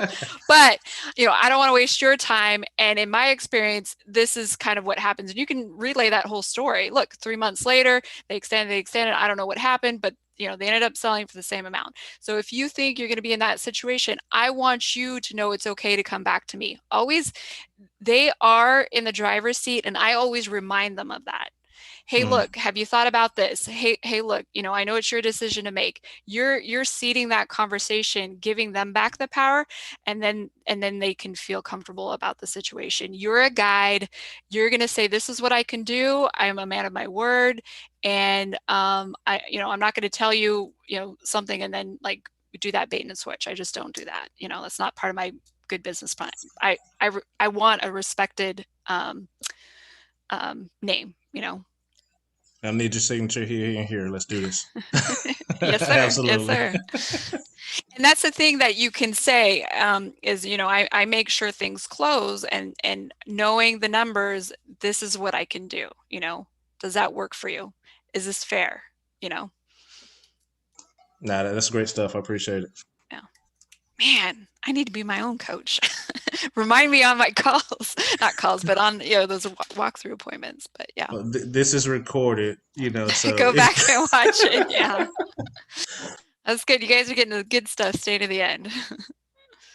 And then sometimes, right, these Monday calls, right, these Monday, I don't want to say responsibility, right, because I really don't have to be here, and I want to be here. So, as much as it can get difficult sometimes, right? Like we all got it. Like, oh man, I got 10,000 other things that I could be doing. But man, if your goals are aligned Everything's aligned. You know what I mean? You're surrounding yourself with the people that are aligned with you. You're doing the actions that are aligned with what you want. You really can't stop the inevitable. Obviously, you can't control the time and how long it takes. But if you just stay consistent, come in here, you know, do what you got to do. You can't stop the inevitable. You know what I'm saying? And this also helps me with the, you know, the purpose. You know what I mean? Like literally, if I, again, you know, if I can get that, like, you know, kind of, I don't want to say scared because this isn't scared. Like just kind of get you guys past some barriers, you know, with maybe some conversations, a way to handle some things or examples, you know, let's do it. And then if I can help you with any type of marketing, any type of, you know, deals or anything, you know, we're here for that too. So, you know, thank you guys. Again, another Monday, always fun. You know what I'm saying? Without you guys, I don't think it'd be any fun at all. So big ups to you guys. Appreciate you guys, man. Hello? Hello. Oh, hi, this is Liz. How's it going? Good. Yeah, I realize it's the evening hours. Did I catch at a bad time? Should I check back later? No, who's Liz? That's great. My name is Liz. I'm with Metro Units. I'm an investor, and mostly I'm looking to connect with owners. Have you thought about selling? No, I don't own a home. Okay, I apologize. Do you know any friends, family, or neighbors that would benefit from selling? No. Okay. Well, like I said, I'm an investor, so it doesn't necessarily need to be today or right away. What I do is I set aside $1,000 in my marketing budget. So if you're able to connect me with an owner, they end up selling, I buy as an investment property, I would pay you $1,000 for that. Okay. All right. Well, have a good evening. Thanks for your time. You know, some people just aren't motivated by money, but you got to put it out there. Nope. I'm not motivated by money. I'm motivated by freedom, like some Braveheart type shit. Freedom. So this one, I'm going to put, Look at, you guys notice this girl's disposition. Come on, Liz, you just oh, killed we're it. going to put it, sorry. Yeah, look at the dispositions. So all add right? to vendors list, property See what I'm saying? manager, Portuguese speaking. agent, Look at that. Bang, bang. Spanish. It's the list I'm calling. It's a little That's varied. it. That's it. And that's kind of one of the things that Call Tools has, right? Like I know we spoke briefly. I think Melissa had brought it up. Like, hey, what's Mojo? What's, you know what I mean? We can get into that too, right? At any time. And I know Liz is very active on social media too. You can reach out, ask her whatever she uses, whatever I use, whatever the case may be. It all works, to be honest with you. But there are certain nuances, you know, that, you know, can help you. It can also save you a little bit of cash, you know. But I like, you know, me and Liz will go back and forth about Call Tools and Mojo, you know. But I succumbed. You know what I mean? I succumbed to my. Yeah, I think you could do a little bit more. Like this will send the text out, and I've also put like there's emails in here. I won't just randomly send emails. I want the owner to be receptive to it. But if I need to, I've got different scripted emails I can send from the dashboard. Crazy. And you got your texts too, right? You got your text messages lined up too. Yeah, in Spanish, like I hear on the outgoing voicemail, it's like, all right, I can't understand it, but I can hear and tell and recognize. So my dad translated this one for me. He speaks Spanish, so you know, I'll send that out there. Yeah. But guys, yeah, and that's what I'm saying. Like any questions like that, don't hesitate. Don't wait a week too until Monday. Get on the wholesale. I don't know if you want to throw that link in there, the wholesale group. Yeah, we could do the Facebook in there. Please, you're a beast with that too, way better than I am with that, man. And don't wait. Reach out. I'm always on Facebook too. You guys can personal message me, whatever, and then throw whatever you guys got in the group, man. A lot of people, you know, can kind of give you their rundown, and don't just take Liz's word for it or my word for it, you know. Yeah, so we post, I mean, if you haven't been in the Facebook group, I mean, it's a wealth of info. We post the videos from past Monday night sessions. So just the value of going back and being able to see all those guest speakers, you know, I think it's a little bit better quality than YouTube University. What do you think, Kevin? All day. Oh. But then again, you know what I mean? Don't limit yourself just to us as well. Yeah. right? Like Liz is the same way. Liz, you know what I mean? Like her news, I'd love to see her news feed. I was Literally. gonna say, do you want to see how many groups I Love it. involved in Facebook And that's what it's so about. And crazy. then eventually, just to be able to take those two, and like it's insane, you know. Like I really I'm involved with the MSTV guys, like the whole life. You know, I really like that play. I'd like to be able, you know, the infinite banking, all of that. Also get into, you know, the guys that do the wholesaling, like real estate disruptors, Pace Morby was subject to. Like you can go on and on with some of the groups that, you know what I mean? Yeah. Facebook's got another one with the Burr Investment Group, dude. Like unbelievable, these guys. And get in there, man. And don't be, you know, don't be shy to put yourself out there, because again, you know, it's opportunities, you know. Yeah. So yeah, I think for me, like that's the best thing about investing, right? You can fit it to your personal Yeah. And interests. Wednesday, guys, right? Wednesday, we're gonna get together. We're gonna be at Dedham on Wednesday. So if you're local, come hang out. Terry Wage is gonna be down. Oh, you got the meetup link for that? Let me pull that up real quick. Yeah, you see, you're the best. That's why. Ryan McGovern, McDermott. no, Ryan McDermott, McDermott. is a financial advisor within the group. He started hosting meetups where he's running. So I want to say it's in Dedham, Victory Bar, I believe, but she'll put it up. And then you get Terry Wages coming from, which is a coach within the network, Generator Coaching. Savage. Want to talk about like a high D, high guy, like right in your face, like, you know what I mean? Just get shit done type of guy and girl. It's a couple. They're awesome. They're gonna be hanging out with us too on Wednesday. I'll be up there. So you guys want to come out, chop it up over a Diet Pepsi? I don't drink, so you know what I mean? Maybe a Diet Pepsi and a cheeseburger or something will be all right. You know what I mean? Yikes, it's not on. No. I But don't either way, know. get on the I group. gotta find I it. think I have so many. That's why. Yeah, I think either way, the group, and I'm sure they'll post it throughout that group as well. And then again, right, Zach, I appreciate you, man. You just friend requested me. Awesome, man. I'll reach out, and that's it. That goes for everybody, man. Let's touch up. Let's get together, man. Hell yeah. And we got to get Rick down here from South Florida. We got to get Clint down here from West Virginia, Philly, wherever we're at. Yeah, Man, somebody I said ain't they no were. West Virginia, man. You call me from Virginia, dog. Your number's from Virginia. Where you at, bro? Virginia, not West Virginia, bro. Oh, there's a shit. difference, yeah. Big difference. Big difference. Yeah, I'm off the map, bro. I'm But a no, little loose, I though. do want to say, Kev, thanks again, man. I got calls with both. Yeah, how'd that go? Amber, I got calls set up with Amber and RV tomorrow. Yeah, Anybody for work sure. in Alabama? Because my partner on the Watertown project, he's looking for deals there. Who's I'm in from Alabama? Thompson? Yeah. He knows Teresa Yeah. and Cassandra Henderson are both Oh, that's right. they're in Okay. Birmingham. Yeah, reach out to them. Yeah. We'll do. So yeah, Clint, man, link up with them, dude. It'll be great, bro. A nice little asset to your tool belt, man. You know, do No whatever you doubt. can do. So Yeah. I think they're gonna wrap it up, right? They Yeah, usually there's about 5 minutes left. I don't want to. Yeah, this thing usually goes into the mentorship. So what a lot of what I did too, I'm a graduate as well. And Clint and Liz and Rick. Rick is actually, I think, still actively in. I'm not sure if he graduated already. Achilles in it, right? No, not yet. I don't think so. But so what happens is we just transition from this meeting to the other, and we go through, what is it, 8 weeks, right? 8 weeks of just like kind of hammering and kind of knocking down any type of walls that you do have within the business that you're trying to create, regardless of what it is, dude. Like I said, Terry's a savage, man. It doesn't even have to be just real estate.